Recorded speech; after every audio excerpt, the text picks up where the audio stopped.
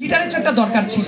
আমাদের বয়সে যারা আছেন, আমি 7-8 বছর ধরে যেহেতু লেখালেখি করি, একটা প্রশ্ন করা হতো যে জিয়াউর রহমানের যারা মেরে ফেললো তাদের বিচার কেন বিএনপি করতে চায় না।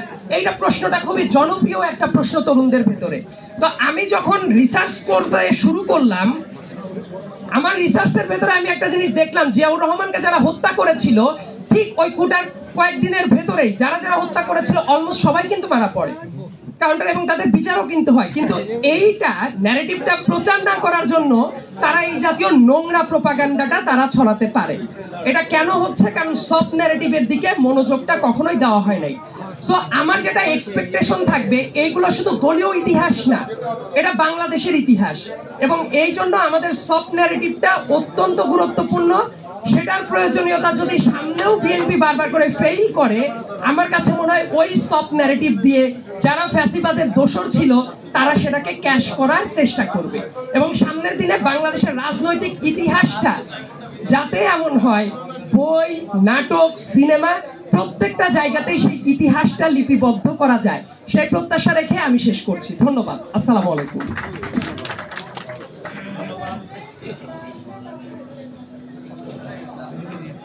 ধন্যবাদ সাইদ আব্দুল্লাহ ভাইকে। ইতিমধ্যে আড্ডায় বিশিষ্ট শিক্ষাবিদ, ঢাকা বিশ্ববিদ্যালয়ের ডেভেলপমেন্ট স্টাডিজের সাবেক বিভাগীয় প্রধান, আমাদের সকলের প্রিয় জনাব মাহবুবুল্লাহ ইতিমধ্যে আমাদের মাঝে উপস্থিত হয়েছেন। এখন আপনাদের সামনে সংক্ষিপ্ত আলোচনা আপনাদের সামনে আড্ডায় অংশ নেবেন শিক্ষক নেতা জাকির হোসেন।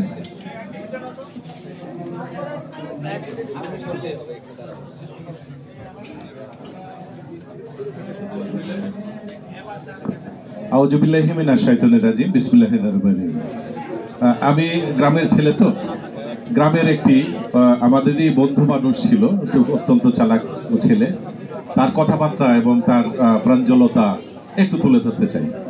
সেটি হলো ওই ছেলেটা একদিন আমাদের গ্রামের পাশ দিয়ে একটা ছোট্ট নদী আছে, নদীটা পারাপার হতে হয় অনেক সময় ডিঙি নৌকা, আবার অনেক সময় হেঁটেও পারাপার হওয়া যায়। এর মধ্যে একজন বুড়িমা মতো আর কি কাঁথা কাপড় নিয়ে সে ওই নদীটা পার হওয়ার চেষ্টা করছে, কিন্তু ডিঙিটা নাই। এখন ওই ছেলেদের বলছে যে বাবা তুমি কেমন আছো? বলে আমারে তো দেখতেই পাচ্ছ কেমন আছো। না তো ঠিক আছে, তো পানি এখানে কতটুকু আছে? খালাম্মা পানি কতটুকু আছে এটা তো আমি মেপে দেখিনি, এটা পানির জায়গায় পানি আছে, আপনিও দেখছেন আমিও দেখছি। না আমি বলছি যে পানি তো আমি যদি পার হতে চাই তাহলে কি আমার কাপড় চোপড় ভিজবে? ওই কাপড় চোপড় কেন, লেপ কাঁথা যা দিবেন সবই ভিজে যাবে, কাপড় চোপড় তো সবই ভিজবে। তো এই গল্পটা এই জন্য বললাম যে আমাদের পতিত শেখ হাসিনা শেষ পর্যন্ত বাংলাদেশের সেই পিলখানা বিডিআর হত্যাকাণ্ড থেকে শুরু করে বাংলাদেশের গণতন্ত্র পর্যন্ত সবকিছু শেষ করেছে। শেষ করে বাংলাদেশের কোথাও আর জায়গা হয়নি। তো আমার পূর্ববর্তী বক্তা আমাদের ইয়াং জেনারেশনের সাইদ আব্দুল্লাহ ভাই বলেছেন যে বিএনপি কিছু ন্যারেটিভ শহীদ রাষ্ট্রপতি জিয়ার সম্বন্ধে বা বেগম খালেদা জিয়ার সম্বন্ধে ন্যারেটিভ তৈরি করতে ব্যর্থ হয়েছে। আসলে আমি ব্যর্থ হইনি। তার প্রমাণ হলো যে আমাদের মহাসচিব যিনি আজকে প্রধান অতিথি আছেন কথা বলবেন, উনি কিন্তু সবসময় বলতেন যে ছাত্র জনতা ইয়াং জেনারেশন যেদিন সবাই মিলে ঝাঁপিয়ে পড়বে সেদিনই এই দৈত্যের পতন হবে।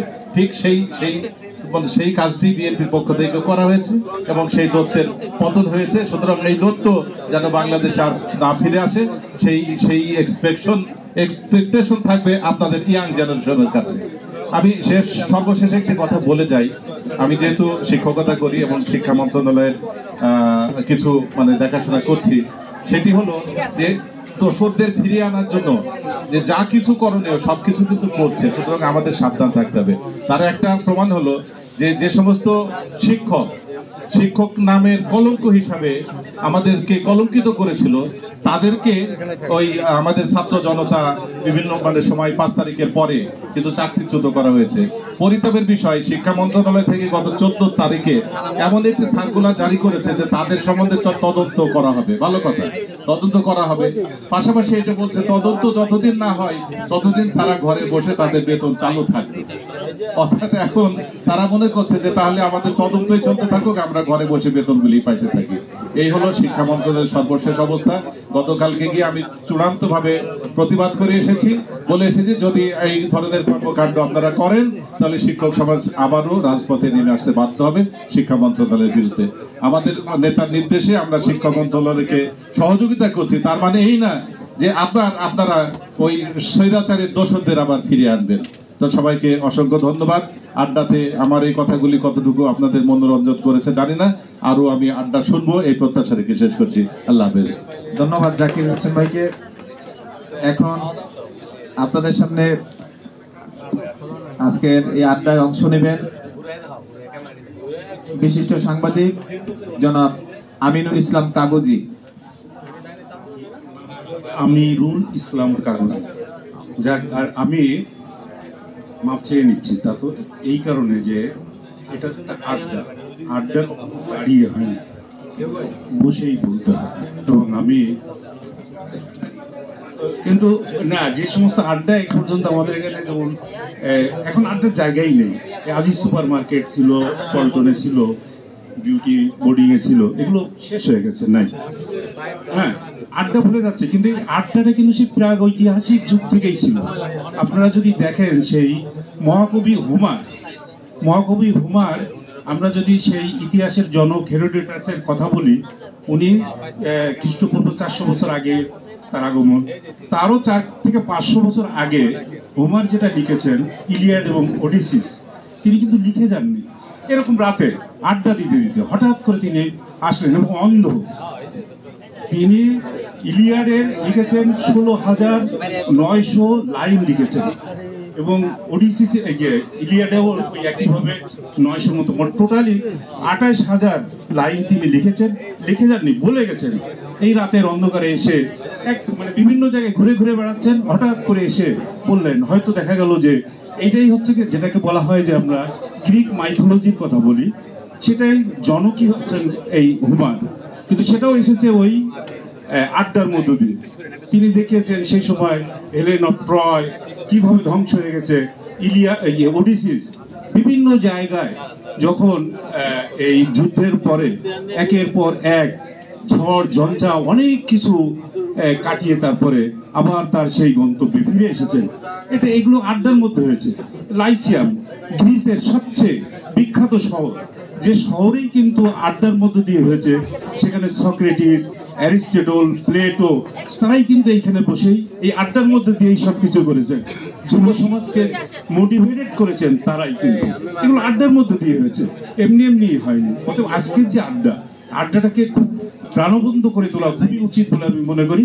তারপরে এই যে আমাদের হিজরি 2য় শতাব্দীতে ফ্রান্সের ফরাসি কি বলে, এটা হচ্ছে পারস্যের বা এখনকার ইরানের সবচেয়ে বিখ্যাত শহর, যাকে বলা হয় শিক্ষা শহর, নিশাপুর।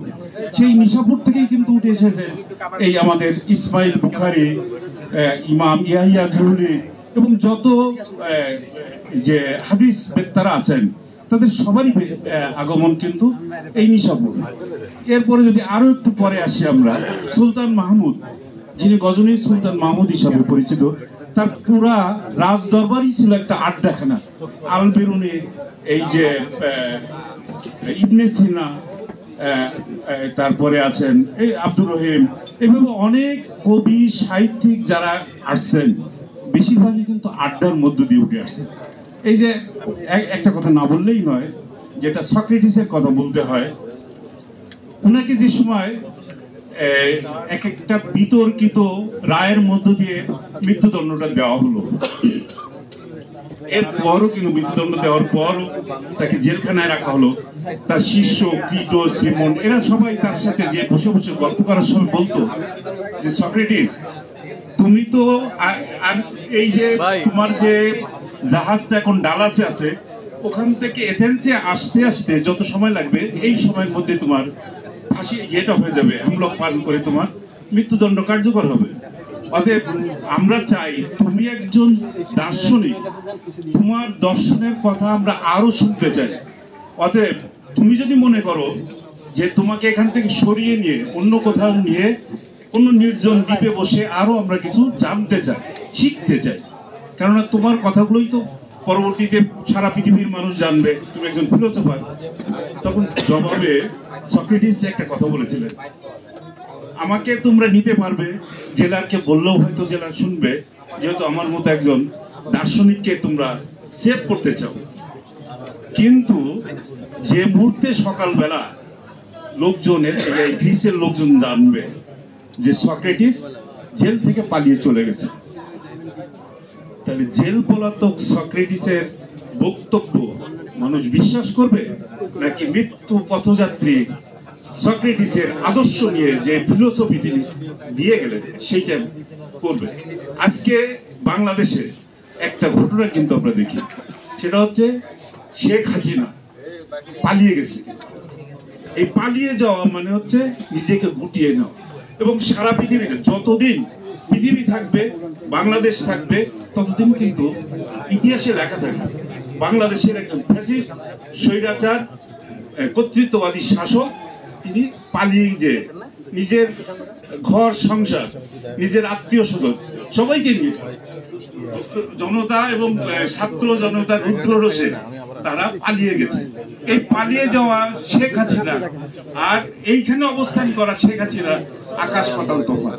1990 সালে এখানে আন্দোলন হয়েছে, সেই আন্দোলনে কিন্তু এরশাদ পতন হয়েছে, এরশাদ পালিয়ে যায়নি। 1996 সালে আওয়ামী লীগ একইভাবে আন্দোলন সংগ্রাম করেছে, বেগম খালেদা জিয়া কিন্তু পালিয়ে যায়নি। ফলে প্রতিটা ক্ষেত্রে যে এই বিষয়গুলো যখন আসবে, তখন আপনারা অনেকেই আমাদের তরুণ যে ছাত্র নেতা একজন বক্তব্য দিয়ে গেলেন যে আওয়ামী লীগ গত 16 বছর ধরে একটা বয়ান তৈরি করেছে, সেই বয়ান কি আসলে মানুষ গ্রহণ করেছে?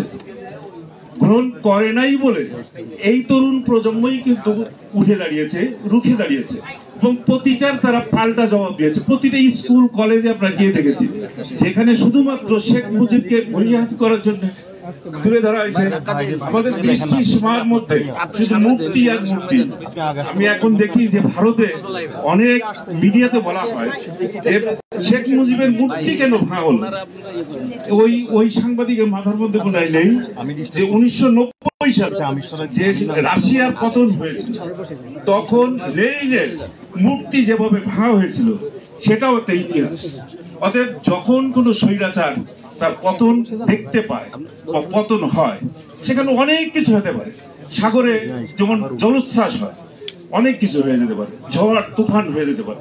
তো আন্দোলন সংগ্রাম এবং এই যে গণঅভ্যুত্থান, এর মধ্য দিয়ে যে পতনটা এসে যায়, সেই পতন কিন্তু ঠেকানোর মতো কোনো প্রাকৃতিক শক্তি আর কাজ করে না। তো আজকে এই আড্ডায় বক্তব্য দেওয়ার জন্য, সুযোগ করে দেওয়ার জন্য আমি আমার সবাইকে ধন্যবাদ জানাচ্ছি। ধন্যবাদ আমিরুল ইসলাম কাগজি ভাইকে ওনার চমৎকার আড্ডায় অংশ নেওয়ার জন্য। এখন আড্ডায় অংশ নেবেন উন্মুক্ত বিশ্ববিদ্যালয়ের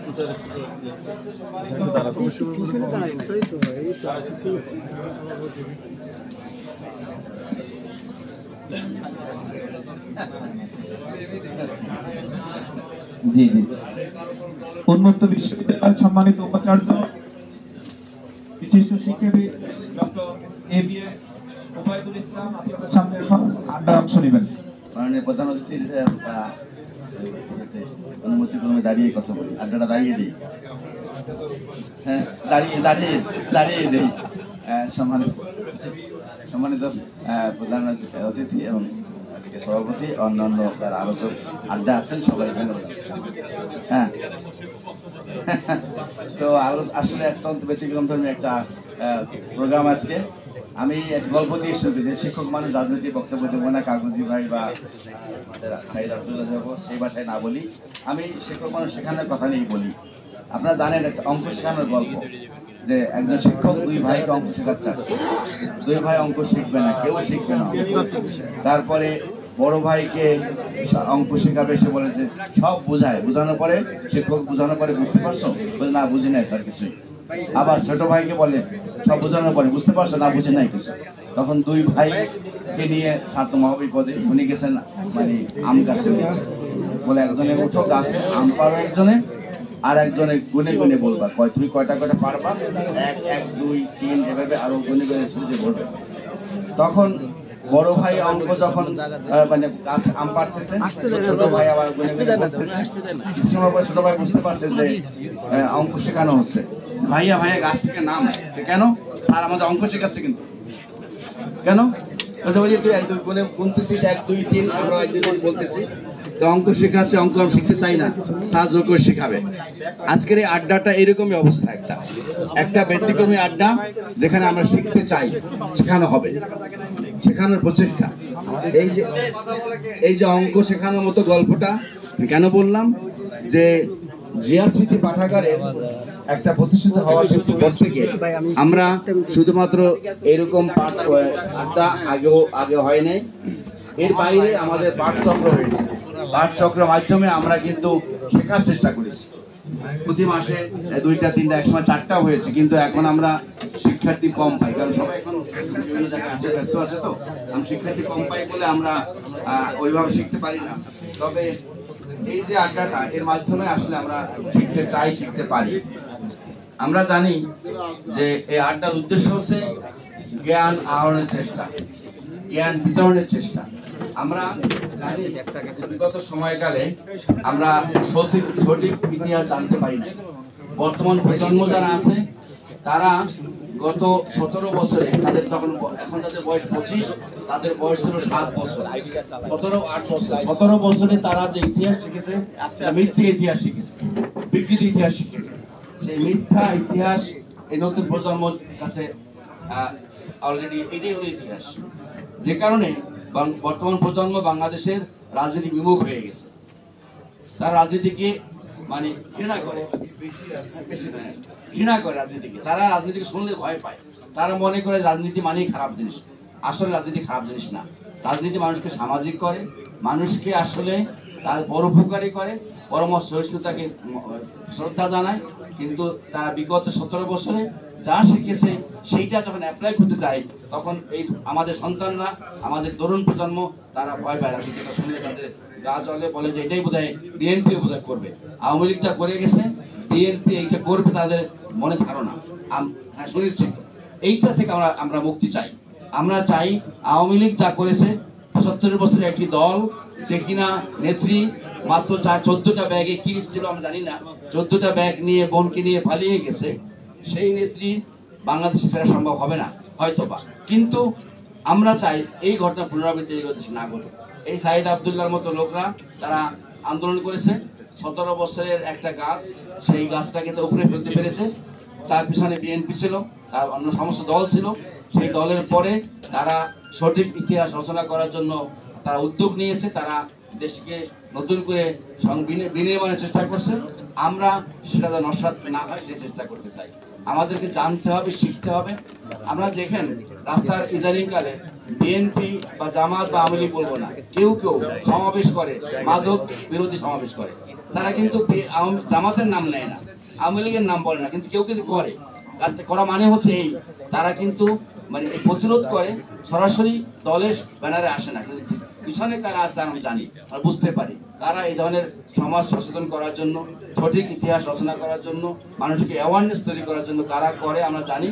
কিন্তু আমরা যখন সরাসরি দলীয় ব্যানারে কথা বলি, মানুষ তখন বলতে এই তো বিএনপি আসছে, এই তো আওয়ামী লীগ আসছে।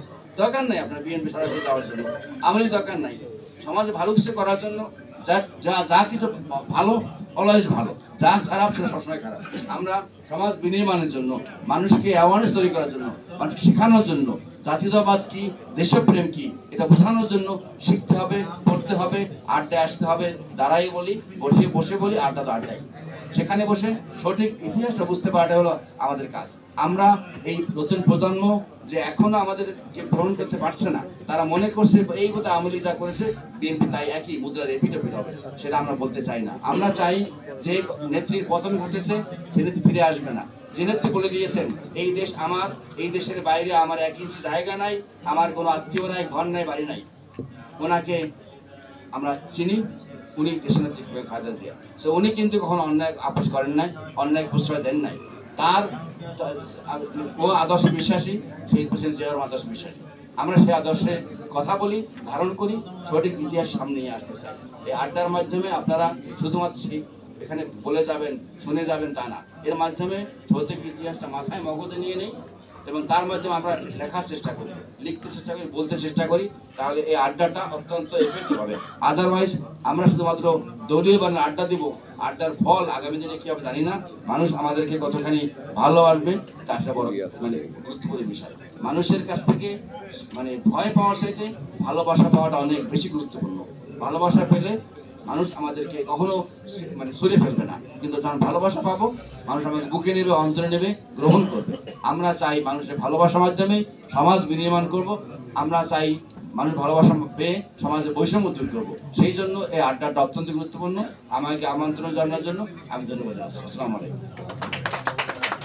ধন্যবাদ ডক্টর ওবায়দুল ইসলাম সাহেবকে ওনার চমৎকার এই আড্ডায় অংশগ্রহণ করার জন্য। এখন আড্ডায় অংশ নেবেন বিএনপির মাননীয় ভারপ্রাপ্ত চেয়ারম্যান মহোদয়ের অন্যতম উপদেষ্টা, বিশিষ্ট শিক্ষাবিদ,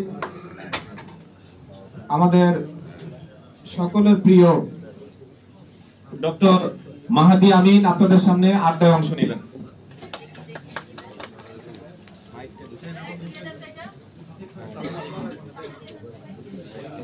আজকের এই চমৎকার এবং ব্যতিক্রমধর্মী আলোচনার জন্য আমি জিয়া স্মৃতি পাঠাগারের যারা আয়োজকবৃন্দ রয়েছেন, সেভাবে মুক্তিযোদ্ধা এবং আব্দুল সালাম ভাইকে ধন্যবাদ জানাচ্ছি। আমাদের সম্মানিত সংগ্রামী মহাসচিব নির্দেশনা দিয়েছেন যে আজকে কোনো সেলিব্রেশন না করতে, এটা আসলে রাজনৈতিক সংস্কৃতির অনেক বড় একটা পরিবর্তন। আমাদের যে নাম এই প্রতিষ্ঠানের জিয়া স্মৃতি পাঠাগার, তাই আমি শহীদ প্রেসিডেন্ট জিয়াউর রহমানের বিষয়ে কিছু কথা বলতে চাই। শহীদ প্রেসিডেন্ট জিয়াউর রহমান শুধু একটা নাম নয়, আমরা যদি দেখি ওনার অনেকগুলো পরিচয় এবং সত্তা রয়েছে। একজন ব্যক্তি হয়েও আজকে আমরা দেখেছি উনি একজন সৈনিক হিসেবে, একজন রাজনীতিবিদ হিসেবে, একজন রাষ্ট্রনায়ক হিসেবে বাংলাদেশের প্রতিটি অধ্যায়ে গুরুত্বপূর্ণ ভূমিকা রেখেছেন। উনি একাধারে ছিলেন স্বাধীনতার ঘোষক, মহান মুক্তিযুদ্ধের রণাঙ্গনের একজন অত্যন্ত অকুতোভয় সেক্টর কমান্ডার। আমরা দেখেছি স্বাধীন বাংলাদেশে তিনি হয়ে উঠেছিলেন একজন সফল সেনাপ্রধান। পরবর্তীতে 7 নভেম্বরে গণ অভ্যুত্থানের মহানায়ক। তারপর আমরা দেখেছি উনি ছিলেন বাংলাদেশের ইতিহাসে প্রথম নির্বাচিত রাষ্ট্রপতি। ওনার হাত ধরেই শুরু হয়েছে বাংলাদেশ জাতীয়তাবাদী দল বিএনপির পথযাত্রা, যেখানে আমরা সেই প্রতিষ্ঠিত বাংলাদেশের সবচেয়ে জনপ্রিয় রাজনৈতিক দলের মাধ্যমে বাংলাদেশে সুনিশ্চিত করেছি বাংলাদেশের জাতীয়তাবাদের সুমহান আদর্শ, যার মাধ্যমে নিশ্চিত হয়েছে সকল ধর্ম, বর্ণ, রাজনীতি এবং অবস্থানের মানুষের সহযোগিতা, সাম্য, মানবিক মর্যাদা এবং সামাজিক সুবিচার। শহীদ জিয়ার হাত ধরে বাংলাদেশে উন্নয়ন এবং উৎপাদনের রাজনীতি শুরু হয়েছে। এই যে একজন ব্যক্তি হওয়ার পরও এতগুলো পরিচয়, এই যে কোনো একটার কারণেও কিন্তু তিনি ইতিহাসে একটি অনন্য অবস্থান পেতে পারতেন। আমার জানা মতে শুধু বাংলাদেশ না, বিশ্ব ইতিহাসে এরকমভাবে একজন মানুষ যিনি একটা দেশের জন্ম থেকে শুরু করে প্রতিটি অধ্যায়ে এত গুরুত্বপূর্ণ একটা ভূমিকা রেখেছেন, সেটা নজিরবিহীন। বাস্তবতা হচ্ছে আওয়ামী লীগ যেভাবে রাজনীতি করেছে ইতিহাসকে নিয়ে, দলীয়করণ করেছে টেক্সট বুকে, সেটা করার প্রয়োজন নাই। আমরা যদি শহীদ প্রেসিডেন্ট জিয়াউর রহমানের সত্যিকার অর্থে যে কন্ট্রিবিউশন রয়েছে বাংলাদেশের জন্মলগ্ন থেকে উন্নয়নের জন্য, ডেমোক্রেসির জন্য, ডেভেলপমেন্টের পাশাপাশি একটা ইনক্লুসিভ এবং লিবারাল বাংলাদেশ প্রতিষ্ঠার জন্য, সেটাই যদি নির্মমভাবে, সত্য এবং সঠিকভাবে জাতির সামনে তুলে ধরতে পারি, তাহলে ইনশাআল্লাহ বাংলাদেশে নয়, বিশ্ব ইতিহাসেও উনি যে একজন অযাচিত রাষ্ট্রনায়ক ছিলেন সেটি সুপ্রতিষ্ঠিত হয়ে থাকবে। আমরা দেখি যে সংস্কার নিয়ে বর্তমানে অনেক কথা হচ্ছে। সংস্কার বলতে আমরা কি বুঝি? বাস্তবতা হচ্ছে সংস্কার সেটাই যেটা সময়ের প্রয়োজনে, সময়ের দাবিতে, গণমানুষের আকাঙ্ক্ষার প্রতিফলনের মাধ্যমে প্রয়োজনীয় পরিবর্তন করে পড়ে। বাংলাদেশের ইতিহাসে কিন্তু শহীদ প্রেসিডেন্ট জিয়াউর রহমানই সত্যিকার অর্থে প্রথমবারের মতো সব সংস্কার কাজ শুরু করেছিলেন। উনি যখন বাকশাল পেয়েছিলেন, সে বাকশাল পরবর্তী বাংলাদেশে উনি বহুদলীয় গণতন্ত্রের সূচনা করেছিলেন। সেটাই কিন্তু ছিল সবচেয়ে বড় গণতান্ত্রিক সংস্কার। আমরা দেখেছি 4টার বাইরে কোনো নিউজ পেপার তখন ছিল না, সব বন্ধ করে দেওয়া হয়েছিল। তারপর বাকশালের পরে উনি যখন দায়িত্বভার নিলেন, উনি একের পর এক সব মিডিয়া ওপেন করে দিলেন, ক্রিটিসিজম অ্যাপ্রিশিয়েট করেছিলেন, বহু মত বহু পথের জন্য দ্বার উন্মুক্ত করেছিলেন। সেটাই কিন্তু ছিল মিডিয়ার জন্য সবচেয়ে বড় সংস্কার। আমরা দেখেছি শহীদ জিয়া যখন রাষ্ট্র পরিচালনার দায়িত্বে ছিলেন, তখন উনি পেয়েছিলেন এমন একটা সরকার ব্যবস্থা যেটা সোভিয়েত এবং ইন্ডিয়ান ব্লকের বাইরে সমগ্র বিশ্ব থেকে বিচ্ছিন্ন ছিল। উনি মধ্যপ্রাচ্যের সাথে সম্পর্ক তৈরি করলেন, যুক্তরাজ্যের সাথে সম্পর্ক তৈরি করলেন, ওয়েস্টার্ন ওয়ার্ল্ডের সাথে কানেক্টিং হলেন, এবং তার মাধ্যমে মিডল ইস্টের সাথে যে সম্পর্ক, তাতে আমরা মধ্যপ্রাচ্যে জনশক্তি রপ্তানি শুরু করলাম, বাংলাদেশ থেকে বহির্বিশ্বে গার্মেন্ট এক্সপোর্ট শুরু করলাম। ওয়ার্ল্ড ব্যাংক, IMF, জায়গা, এগুলো সবকিছুর কিন্তু কর্মকাণ্ড ওনার সময় বাংলাদেশে শুরু হয়েছিল। সুতরাং একাধারে উনি ডিপ্লোম্যাটিক এবং ইকোনমিক ফ্রন্টে সবচেয়ে বড় সংস্কারগুলো তখন করেছিলেন। আমরা দেখেছি ওনার খাল খনন কর্মসূচির মাধ্যমে, দেশব্যাপী ট্রি প্ল্যান্টেশন প্রোগ্রামের মাধ্যমে উনি বাংলাদেশের এনভায়রনমেন্টাল ক্ষেত্রে সবচেয়ে বড় রিফর্ম পলিসিগুলো নিয়েছিলেন। এই যে প্রত্যেকটা সংস্কার উনি করেছিলেন, তা অত্যন্ত সফল হয়েছিল। তার মূল কারণ কি? এগুলো ছিল জনসম্পৃক্ত। এই সংস্কার কাজগুলো ছিল জনগণের ম্যান্ডেট নিয়ে, জনগণের আকাঙ্ক্ষার বহিঃপ্রকাশের মাধ্যমে। এর কারণে আমরা দেখেছি শহীদ জিয়া কিন্তু ঢাকা ভিত্তিক রাজনীতি করেননি। উনি সবসময় ছুটে গেছেন প্রত্যন্ত অঞ্চলে। উনি চেয়েছেন তৃণমূলের পাশে দাঁড়াতে, একদম খেটে খাওয়া মানুষের যে সমস্যা, সেই সমস্যাগুলো উপলব্ধি করতে, রাষ্ট্র পরিচালনার মাধ্যমে সেই সমস্যাগুলো সমাধান করতে। যার কারণে আমরা সংস্কার বলতে সেটাকেই বুঝবো যেখানে গণমানুষের সকল শ্রেণী এবং পেশা মানুষের আকাঙ্ক্ষা যারা রয়েছে, সমস্যা যা রয়েছে, সেটি সমাধান হবে রাষ্ট্র পরিচালনার মাধ্যমে, এবং তার মাধ্যমে কিন্তু এমন একটি বাংলাদেশ গড়ে উঠবে যেটি সত্যিকার অর্থে ইনক্লুসিভ এবং লিবারেল, যেখানে কোনো বৈষম্য থাকবে না, যেখানে মেধার মূল্যায়ন হবে। শহীদ জিয়ার সময় আমরা দেখেছি উনি রাষ্ট্র পরিচালনা যাদেরকে নিয়ে এসেছিলেন, তারা ভিন্ন মতের হতে পারে, ভিন্ন ভিন্ন পথের হতে পারে, কিন্তু তাদের প্রত্যেকের মাঝে দেশপ্রেম ছিল, মেধা ছিল, ওনাদের সৃজনশীলতার বিকাশ ছিল। এটাই কিন্তু আসলে বাংলাদেশী জাতীয়তাবাদের মূল স্পিরিট। আমরা যদি দেখি 5 তারিখের পরেও কিন্তু শহীদ জিয়া সে আদর্শকে ধারণ করে বিএনপি রাজনীতি করে আসছে। 5 তারিখ থেকে 8 তারিখ পর্যন্ত বাংলাদেশে যখন সত্যিকার অর্থে কোনো সরকার ছিল না, আইন শৃঙ্খলা বাহিনী ছিল না, থানায় পুলিশের অনুপস্থিতি ছিল, তখন আমাদের নেতা বিএনপির ভারপ্রাপ্ত চেয়ারম্যান জনাব তারেক রহমান কিন্তু বারবার নির্দেশনা দিয়েছেন, বাংলাদেশের বৃহত্তম রাজনৈতিক দল হিসেবে সাধারণ মানুষের সুরক্ষা দেওয়া আমাদের দায়িত্ব। যার কারণে সরকার অনুপস্থিত 5 তারিখ থেকে 8 তারিখ এবং পরবর্তীতে প্রায় 2 মাস পুলিশ যখন ছিল না, তখন রাজপথে যেমন ছিল, একইভাবে থানায় থানায়, পাড়ায় পাড়ায়, মহল্লায় মহল্লায় সবার পাশে দাঁড়িয়ে সকল ধর্মের মানুষের, সকল বিশ্বাসের মানুষের নিরাপত্তা সুরক্ষা কিন্তু বিএনপি দিয়েছিল। আমরা দেখেছি পূজার সময় দেশে বিদেশে অনেক ষড়যন্ত্র ছিল, সে সময় কিন্তু আমাদের নেতার নির্দেশনায় বিএনপির সর্বস্তরের নেতাকর্মীরা পাড়ায় পাড়ায় গিয়ে, মহল্লায় মহল্লায় গিয়ে ভিন্ন ধর্মাবলম্বী যারা রয়েছেন ওনাদের বাসা বাড়ি, পূজা পণ্ড সবগুলোতে একসাথে গিয়ে সুরক্ষা নিশ্চিত করেছিল।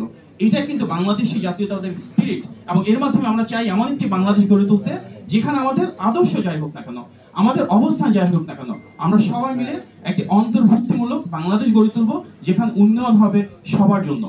আমরা যদি দেখি বিএনপির প্রতিটি সরকার শহীদ প্রেসিডেন্ট জিয়াউর রহমানের সময় যেভাবে হয়েছিল, দেশনেত্রী বেগম খালেদা জিয়ার সময় সেভাবে কিন্তু বাংলাদেশে গণতন্ত্রের জন্য, অর্থনীতির জন্য প্রয়োজনীয় সংস্কার করেছিল।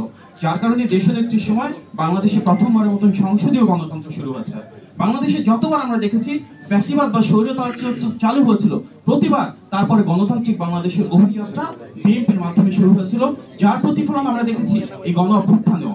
গত 16 বছরে সবচাইতে বেশি ত্যাগ যে দলটি স্বীকার করেছে সেটা বিএনপি। আমাদের 60 লক্ষ নেতাকর্মীর বিরুদ্ধে মিথ্যা মামলা হয়েছে, আমাদের 2000-এর বেশি নেতাকর্মী শহীদ হয়েছেন, আমাদের 1000-এরও বেশি নেতাকর্মী গুম হয়েছেন।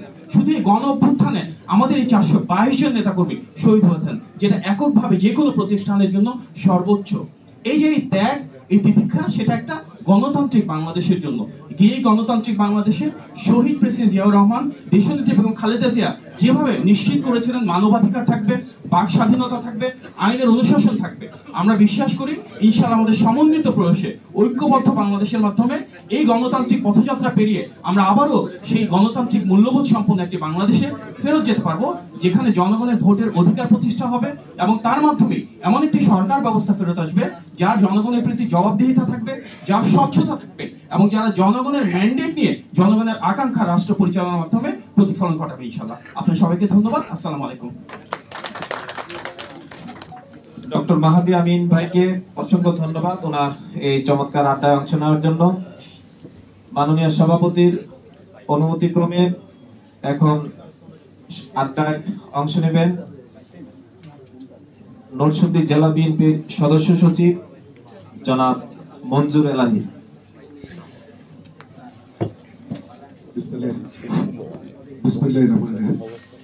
আজকের এই রক্তদান সম্মানিত সভাপতি, প্রধান অতিথি, সুধীবৃন্দ, আসসালামু আলাইকুম। জিয়া স্মৃতি পাঠাগারকে প্রতিষ্ঠা করার জন্য আমাদের সবচেয়ে বড় প্রয়োজন যেটা, সেটা আমি বিশ্বাস করি, আমরা কেন রাজনীতি করি, আমরা কেন বিএনপি করি, আমরা কেন আওয়ামী লীগ করি না, এটা কিন্তু আমাদের জানা খুবই জরুরি। আমাদের দলের এরকম অনেক নেতা কর্মী আছে যে অনেক কিছুই জানে না, দল সম্পর্কে জানা খুব জরুরি। তাহলে আর পদবঞ্চিত হলে তারা কিন্তু আর দল ছাড়বে না। আদর্শ নীতি নৈতিকতা বলতে একটা কথা আছে, এই জাতীয়তাবাদী দল বিএনপি হচ্ছে আমাদের আস্থার জায়গা। যদি আস্থার কমতি থাকে তাহলে কিন্তু ওই ঘটনাটা ঘটে। আমি 1 মিনিট একটা গল্প বলতে চাই। সেটা হচ্ছে, এক ভদ্রলোক রিটায়ারমেন্টে আসার পরে তার কাছে 10 পয়সা নাই। সে খুব সৎ মানুষ ছিলেন, সে কারণে সে চিন্তা করলো মানুষের কাছে সহযোগিতা চাবে না, সে আল্লাহর কাছে একটা চিঠি লিখল, হে আল্লাহ, আমি সৎ মানুষ, ভালো মানুষ, আমার মেয়েটা বিয়ে দিতে হবে, টাকা নাই, 25,000 টাকা খুব প্রয়োজন। চিঠিটা লিখে পোস্ট অফিসে গিয়ে পোস্ট করলো। পোস্ট করার পরে পোস্ট মাস্টার যখন সবগুলো চিঠি একসাথে জমালো, দেখলো এরকম চিঠি জীবনও দেখি নাই, এই লোকটা কি লিখছে এর ভিতরে দেখতে হবে। চিঠিটা পরে পোস্ট মাস্টার অবাক হলেন। তখন সে তার অফিসে সমস্ত কর্মচারী কর্মকর্তাকে ডেকে বললেন ওনাকে একটু সহযোগিতা করা দরকার। 2,000 4,000 টাকা করে তারা 20,000 টাকা জমালেন। আরেকটা খামের মধ্যে 20,000 টাকা ঢুকিয়ে ওই লোকের ঠিকানায় পাঠিয়ে দিলেন। ওই লোক যথারীতি 20,000 টাকা কিন্তু পেলেন। পেয়ে পরে শুকরিয়া আদায় শুরু, সে আবার আল্লাহকে চিঠি লিখলো, হে আল্লাহ, তোমার কাছে চাইলে পাওয়া যায়, এটা আজকে আমি নিজে প্রমাণ। তবে তুমি তো আমার জন্য 25,000 টাকায় পাঠিয়েছিলে, বাটপার পোস্টমাস্টার 5,000 টাকা রেখে দিয়েছে। তো যাই হোক, এরকম আত্মবিশ্বাসে যদি কম থাকে তাহলে তো পদ না পাইলে পরে দল ছেড়ে দেয়। আর যদি দল সম্পর্কে তার সবকিছু জানা থাকে, জিয়া রহমান সম্পর্কে জানা থাকে, এই জাতীয়তাবাদী কি, বাংলাদেশি জাতীয়তাবাদ, তাহলে কিন্তু আর কোনো নেতা পদ না পেলে দল ছাড়বে না। ধন্যবাদ সবাইকে। এই জিয়া স্মৃতি পাঠাগারকে প্রতিষ্ঠা করার জন্য আমাদের যত প্রকার সহযোগিতা লাগে সব প্রকার সহযোগিতা করে আমরা টিকিয়ে রাখবো, ধরে রাখবো ইনশাআল্লাহ। ধন্যবাদ, আসসালামু আলাইকুম। ধন্যবাদ মঞ্জুর এলাহি ভাইকে। এখন আড্ডায় অংশ নেবেন বিশিষ্ট শিক্ষানুরাগী, শিল্পোদ্যোক্তা আফরোজা খানম রীতা। আপনাদের সামনে এখন আড্ডায় অংশ নেবেন। প্রথমে আমি ধন্যবাদ জানাই জিয়া স্মৃতি পাঠাগার কেন্দ্রীয় কমিটিকে, যারা আজকে এত সুন্দর একটা মহৎ অনুষ্ঠানে আড্ডা অনুষ্ঠানটা আয়োজন করেছে। এটা শুধু একটি গ্রন্থ আড্ডা না, আমি মনে করি, বরং আমাদের জাতির মহান নেতা শহীদ রাষ্ট্রপতি জিয়া রহমানের কে গভীরভাবে তাকে উপলব্ধি করা, তার কর্ম, তার আদর্শ, তার জীবন দর্শন নিয়ে চিন্তা করার একটি সুযোগ আজকে এখানে করে দেওয়া হয়েছে। শহীদ জিয়া রহমান শুধু একজন নেতা ছিলেন না, তিনি ছিলেন একজন চিন্তাশীল ব্যক্তি, যার স্বপ্ন ছিল একটি শিক্ষিত, সচেতন এবং আত্মনির্ভরশীল জাতি গঠন। তার জীবন থেকে আমরা শিক্ষা গ্রহণ করি যে জ্ঞানী জাতিকে উন্নতির দিকে নিয়ে যায়। তিনি সবসময় শিক্ষা এবং জ্ঞান অর্জনকে প্রাধান্য দিতেন, যার পরিপ্রেক্ষিতে আমরা দেখেছি 1978 সালে 14 সেপ্টেম্বর শহীদ জিয়া ঢাকায় একটি জাতীয় শিক্ষা ওয়ার্কশপ আয়োজন করেন। এতে শিক্ষা ব্যবস্থার সাথে সাথে যারা জড়িত ছিল সারা দেশ থেকে হাজার হাজার শিক্ষাকর্মী এবং শিক্ষা বিশেষজ্ঞ উপস্থিত ছিলেন।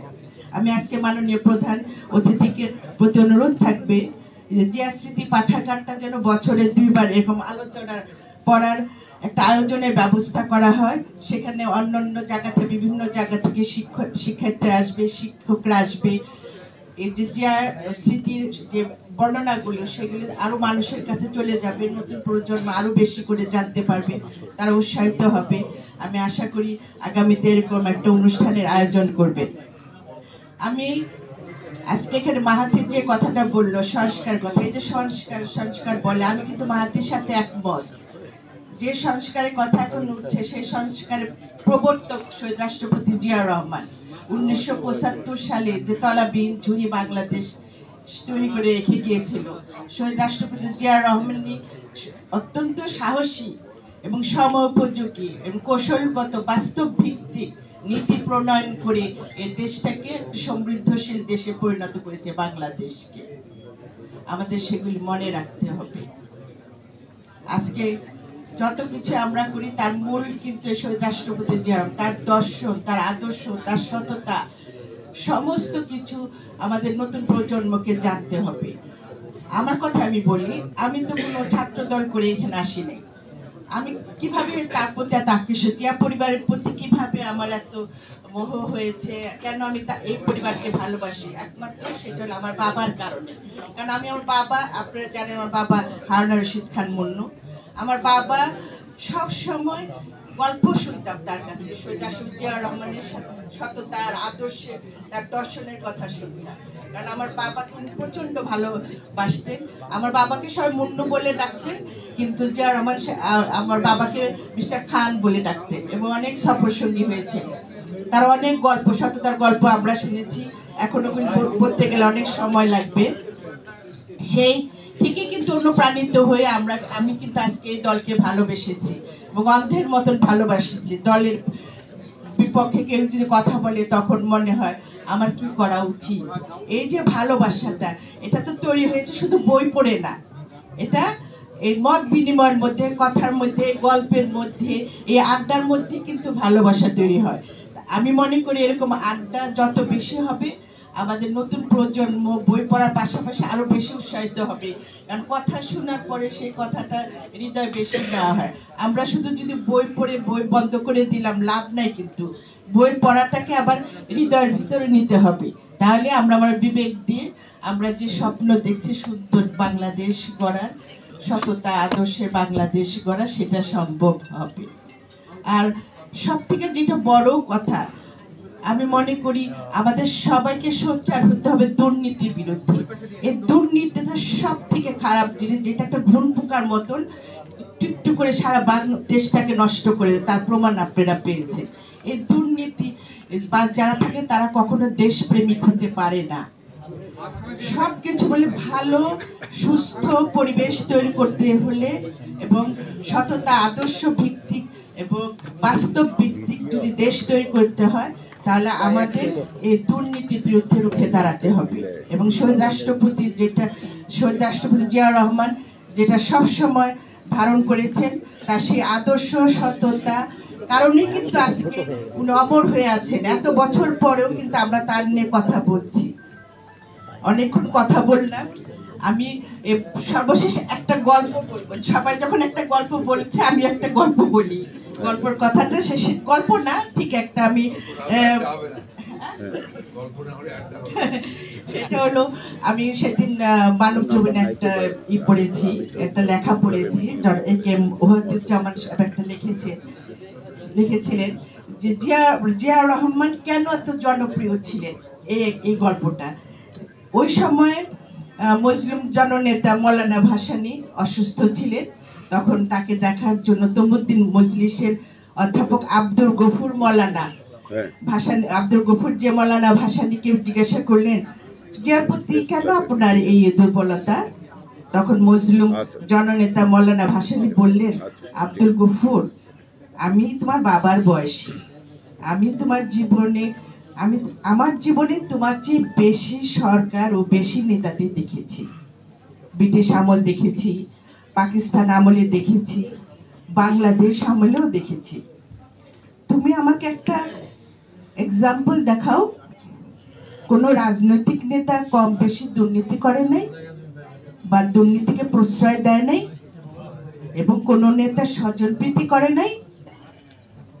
অধ্যাপক আব্দুল গফুর চুপ করে রইলেন। মৌলানা বললেন, এখন পর্যন্ত জিয়াউর রহমানের ব্যক্তিগত দুর্নীতির কোনো প্রমাণ পাওয়া যায়নি, কোন রকম স্বজনপ্রীতিও তার মধ্যে নেই, তার আত্মীয় স্বজনকে কেউ চেনে না, তাদের কোনো সুযোগ সুবিধা দেওয়া হয় নাই। ইন্ডিয়ান সাবকন্টিনেন্টে এই ধরনের শাসককে মানুষ পছন্দ করে, একজন সৎ শাসকের তো প্রশংসাই প্রাপ্য। তা আমরা এই যে প্রশংসা, এই প্রশংসাটা আমাদের দায়িত্ব কি, আমাদের নৈতিক দায়িত্ব, আমরা যারা এখানে সবাই উপস্থিত আছি, আমাদের এই দায়িত্ব এই প্রশংসাটাকে সামনের দিকে আরো যেন বিএনপি আরো প্রশংসিত হয় সেই দিকে কাজ করার জন্য, এবং বিএনপিকে প্রশস্ত করার জন্য আমাদের ভারপ্রাপ্ত চেয়ারম্যান মহোদয় জনাব তারেক রহমান কিন্তু প্রতিটা মুহূর্ত কাজ করে যাচ্ছেন। উনি ওনার বার্তা কিন্তু আমাদের একটা কথাই বলছেন যে আপনারা জনগণের কাছে যান, জনগণের ভালোবাসা নেওয়ার চেষ্টা করেন, জনগণের বিপদ আপদে তাদের পাশে থাকেন। আমরা কিন্তু সেই কাজটাই করে যাচ্ছি, আমরা জনগণের হয়েই থাকতে চাই, কারণ বাংলাদেশ জাতীয়তাবাদী দলের মূল শক্তি হলো জনগণ। আমরা জনগণের বাইরে কোনো কাজ করছি না, আমরা আমাদের ভারপ্রাপ্ত চেয়ারম্যান মহোদয়ের দিক নির্দেশনা অনুযায়ী মানুষের কাছে জিয়া রহমানের স্মৃতি নিয়ে পৌঁছায় দিচ্ছি। আর আমি মনে করি আগামীতে আমরা আমার প্রধান অতিথি সম্মানিত মহাসচিব ফখরুল আলমগীর স্যার এখানে আছেন, উনি আমাদের জিয়াসিটি পাঠাগারও দেখে এসেছিলেন মানিকগঞ্জে। আমরা মনে করি পরবর্তী সময় ওনার উৎসাহে, বিশেষ করে স্যারের উৎসাহে কিন্তু আমরা এত সুন্দর একটা পাঠাগার করতে পেরেছি। তাই স্যারকে আমার ব্যক্তিগত, আমার দলের পক্ষ থেকে ধন্যবাদ জানাই। সেই পাঠাগারটা যাওয়াকে ধন্যবাদ।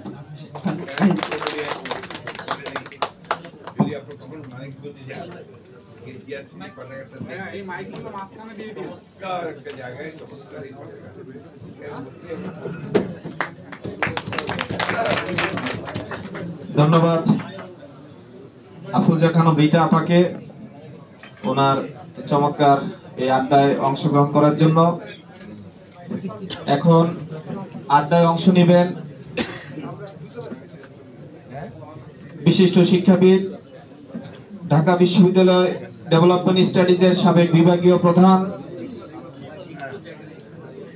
ফ্যাসিস্ট হাসিনা সরকার, যাকে কোনোভাবেই এই দেশ এবং জনগণ থেকে সত্য কথা বলার থেকে দূরে রাখতে পারেনি, আমাদের সকলের প্রিয় বিশিষ্ট শিক্ষাবিদ মাহবুবুল্লাহ সাহেব এখন আপনাদের সামনে গ্রন্থ আড্ডায় অংশ নেবেন। অধ্যাপক মাহবুবুল্লাহ।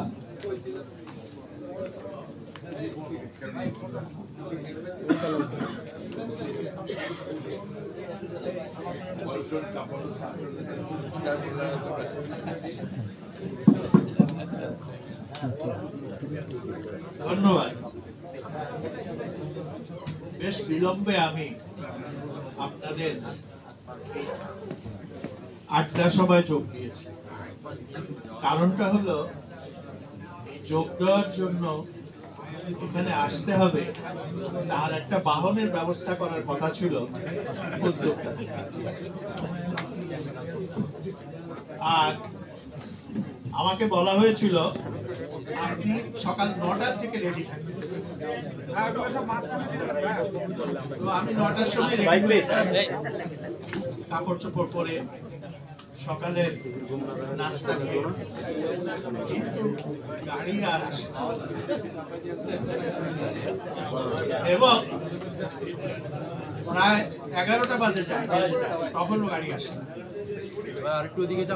অথচ আমাকে বলা হয়েছিল একেবারে সময় মতো আপনি রেডি থাকবেন, আপনাকে নিয়ে আসা হবে। খুব বেশি টাকা পয়সা করতে পারি নাই তো, সেই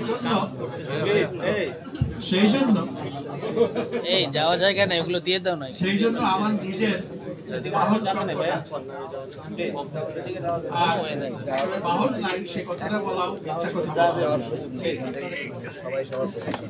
আমার গাড়িটা আমার মেয়ে একটা বেসরকারি বিশ্ববিদ্যালয়ে অ্যাসিস্ট্যান্ট প্রফেসর, সে ব্যবহার করে, এটা তার দৈনন্দিন প্রয়োজন।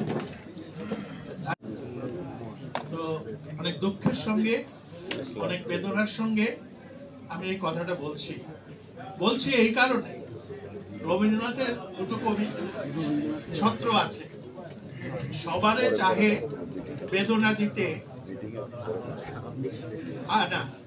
আমার হৃদয় তলে সরমতাপ সতত জলে, সবারে চাহে বেদনা দিতে বেদনা ভরা প্রাণ।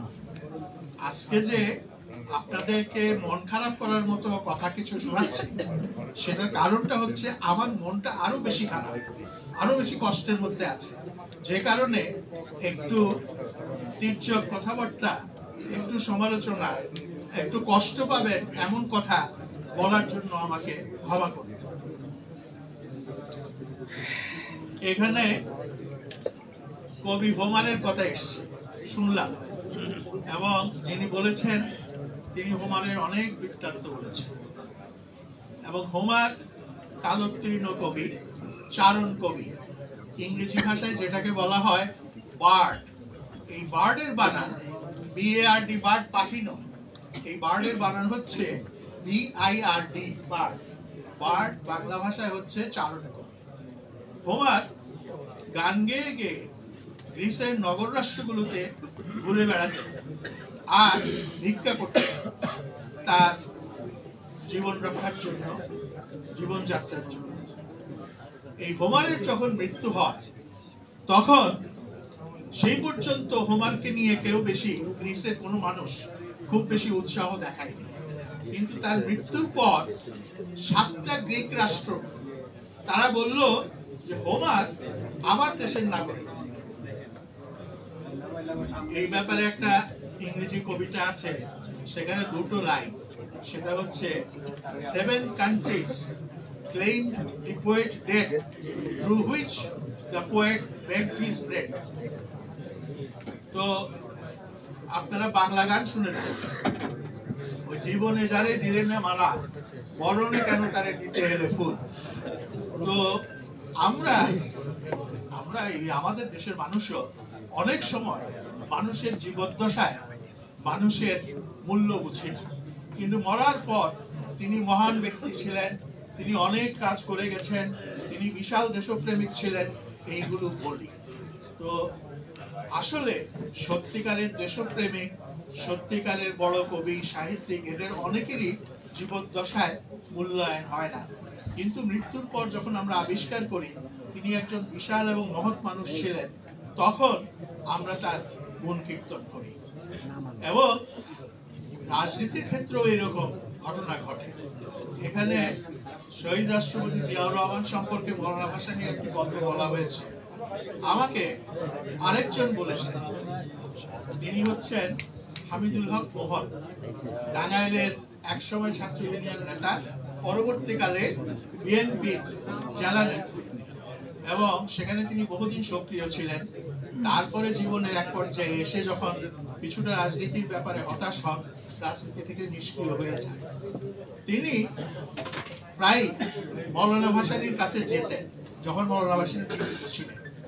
সেই জীবিত থাকার সময় প্রায়, এটা হচ্ছে 1900, তার মৃত্যুর আগে, মৌলানা ভাসানীর মৃত্যুর আগে, তখন ডেকে বললেন, মোহন, তোমরা জিয়া ছেলেটার দিকে খোঁজ রাখো, খবর রাখো, ছেলেটা খুব ভালো, দেশের জন্য কিছু করতে চায়, তোমরা ওকে সমর্থন দিও, কিন্তু ও বেশি সময় পাবে না, তাকে গুলি করে হত্যা করা হবে এবং তার মুখমণ্ডলের ডান পাশটা সম্পূর্ণভাবে বিদীর্ণ হয়ে যাবে, একেবারে ভেঙে চুরমার হয়ে যাবে।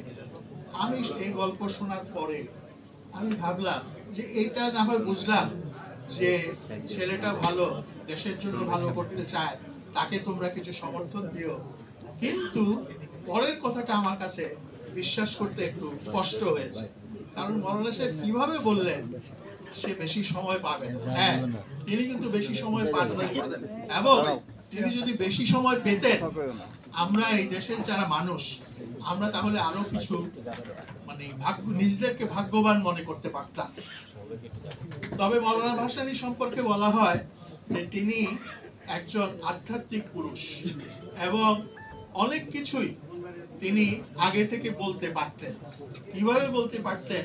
সেটা কি প্রিমনিশনের কারণে, তার মনের মধ্যে কোনো কথা ভেসে উঠতো সে কারণে, বা তার আধ্যাত্মিক শক্তির কারণে, সেটা আজ পর্যন্ত রহস্যাতীত। একইভাবে একই ধরনের একটা অভিজ্ঞতা আমার হয়েছিল। আমি এবং এক সময়ের বিখ্যাত ছাত্র নেতা এবং পরবর্তীকালে জাতীয় নেতা কাজী জাফর আহমদ, আমরা তখন ন্যাশনাল আওয়ামী পার্টি করতাম। মৌলানা সাহেবের সঙ্গে একসঙ্গে আমরা চাটগা যাচ্ছি, জনসভা করব। ঢাকা থেকে কমলাপুরে আমরা ট্রেনে উঠেছি, তারপর ট্রেন লাকসামে গিয়ে যাত্রা বিরতি জংশন অনেকক্ষণ থেকে থাকে। হঠাৎ করে মৌলানা সাহেব বলে উঠলেন, আমার শরীরটা খুব খারাপ লাগছে। আমরা খুব চিন্তিত হয়ে পড়লাম, এই বয়স্ক মানুষটি এখন যদি অসুস্থ হয়ে পড়ে, এখানে ধারে কাছে কোনো ভালো ডাক্তার নেই, কিভাবে তার চিকিৎসা করাবো, এই নিয়ে আমরা খুব চিন্তিত হয়ে পড়ি। আমরা জিজ্ঞাসা করি মৌলানা সাহেব, হুজুর আপনি কি ডাব খাবেন? ডাব খেলে আপনার একটু ভালো লাগবে? তো আমরা বললাম যে আচ্ছা ঠিক আছে, ডাবের ব্যবস্থা করব। তারপরেও আমরা দেখলাম যে তার অস্থিরতা কাটছে না। তারপরে তিনি বললেন, মতিনদের খবর না, মতিনদের খবর না। এখন আপনারা জানেন কিনা জানি না, রাষ্ট্রভাষা আন্দোলনের অন্যতম নেতা যিনি ছিলেন তিনি হচ্ছেন আব্দুল মতিন। তিনি ভাষা মতিন হিসেবে পরিচিত। পরবর্তীকালে এই দেশের বিপ্লবী আন্দোলনে তিনি বড় ভূমিকা পালন করেন। যাই হোক, সেই সময় তিনি বললেন যে মতিনদের খবর নাও, ওরা খুব বিপদে আছে। আমরা অবাক হয়ে গেলাম। কমলাপুর স্টেশনে উঠলাম, সেখানেও দেখলাম না, বললেন না উনি মতিনদের কথা। তারপরে লাকসাম পর্যন্ত আসার পরে তিনি হঠাৎ করে আবিষ্কার করলেন মতিনরা খুব বিপদে আছে। এটা কি করে সম্ভব? আসলে সত্যিকারের ঘটনা হলো সেটা হলো, আপনারা এখন জানেন কিনা জানি না, শেখ মুজিবুর রহমানের সরকারের বিরুদ্ধে 1972 সালে আপনার আত্রাইতে আব্দুল মতিন আলাউদ্দিনদের দল, ওয়াহিদুর রহমানের দল, তারা সশস্ত্রভাবে সংগঠিত হয়েছিল মুজিব সরকারকে প্রতিহত করতে। এবং সেখানে অভিযান চলে, রাষ্ট্রীয় বাহিনী অভিযান চালায়। সেই অভিযানে অনেক হতাহতের ঘটনা ঘটে। আব্দুল মতিন নিজে আহত হন, তার ভাই নিহত হন, আরো অনেকে নিহত হন। যাই হোক, এই যে ঘটনাগুলো, এগুলো মৌলানা সাহেব মাঝে মাঝে এভাবে কথা বলতেন এবং এই কথা বলার ফলে আমরা খুব বিস্মিত হই। তবে এইসব কথা বলার জন্য কিন্তু আমি এখানে আসি। আমি আসার আগে আজকে দৈনিক নয়া দিগন্ত পত্রিকাটা দেখছিলাম। সেই পত্রিকায় একটা সম্পাদকীয় নিবন্ধ বেরিয়েছে। এটা লেখক হচ্ছেন পাকিস্তানি সাংবাদিক হামিদ মীর। হামিদ মীর অনেক গ্রন্থের প্রণেতা। তিনি অনেকগুলো বই লিখেছেন ইংরেজি ভাষায় এবং এর ফলে তিনি আন্তর্জাতিকভাবে একজন সাংবাদিক হিসেবে, একজন স্কলার হিসেবে খুবই সমাদৃত। আমি শুধু তার লেখাটা একটু পড়ে শোনাবো, যেটা বোধহয় এই গ্রন্থ আড্ডার বিষয়ের সঙ্গে সঙ্গতিপূর্ণ, সামঞ্জস্যপূর্ণ। তো একটু মেহরবানি করে এটা একটু শুনেন আপনারা, এবং সাংবাদিক ভাইরা রিপোর্ট করার মতো কোনো কথা আমি এখানে বলবো না, বলছিও না।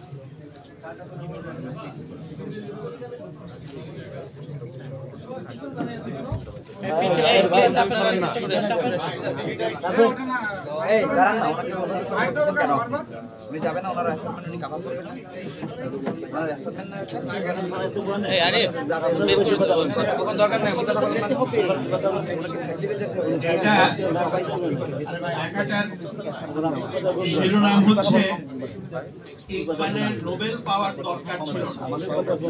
এই ইকবাল হচ্ছেন পাকিস্তানের এবং অবিভক্ত ভারতের একজন ব্যবসায়ী। উর্দু এবং ফার্সি ভাষায় কবিতা রচনা করেছেন। তিনি একজন বড় মাপের দার্শনিক ছিলেন।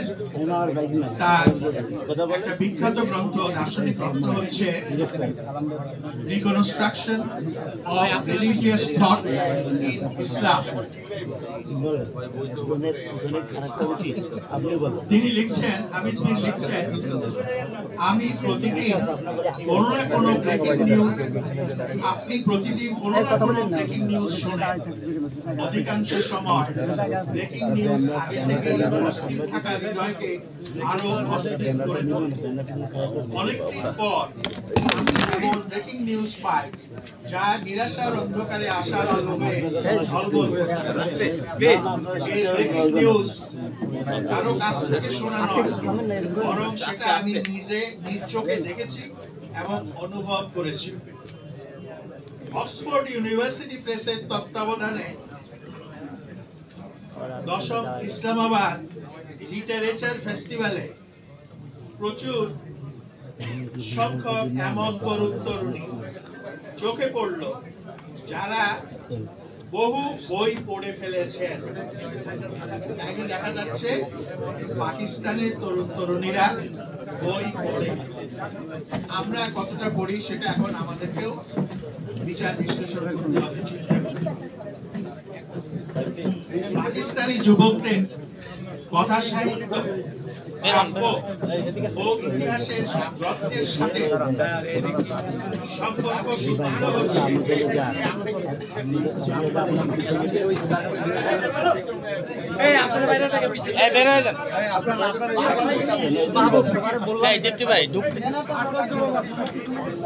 ঢুকতে দিবেন না।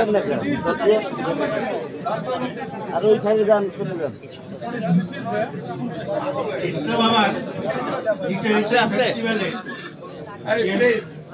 চেহারা নিগাহ ও কিশোর নাহিদের কাব্য কীর্তি নিয়ে তরুণদের ঝাঁপিয়ে পড়া বলছিল উন্মাদনা শুধু প্রতিষ্ঠিতই হয়নি, বরং গ্রহের স্ফুলিঙ্গ আকারে রীতিমতো জ্বলে উঠেছে।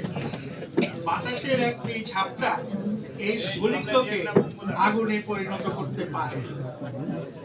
শাফকাত নাসিমের সাতজনক উপন্যাসের প্রকাশনা অনুষ্ঠানে আসগার নাদির সায়দ গণতন্ত্রকে বারবার বন্দী করে রাখা ব্যক্তিদের ধমক দিয়ে বললেন, মানলাম তোমরা অনেক শক্তিশালী, আর আমরা তোমাদের নাম নিয়ে তোমাদের নিন্দা করতে পারবো না।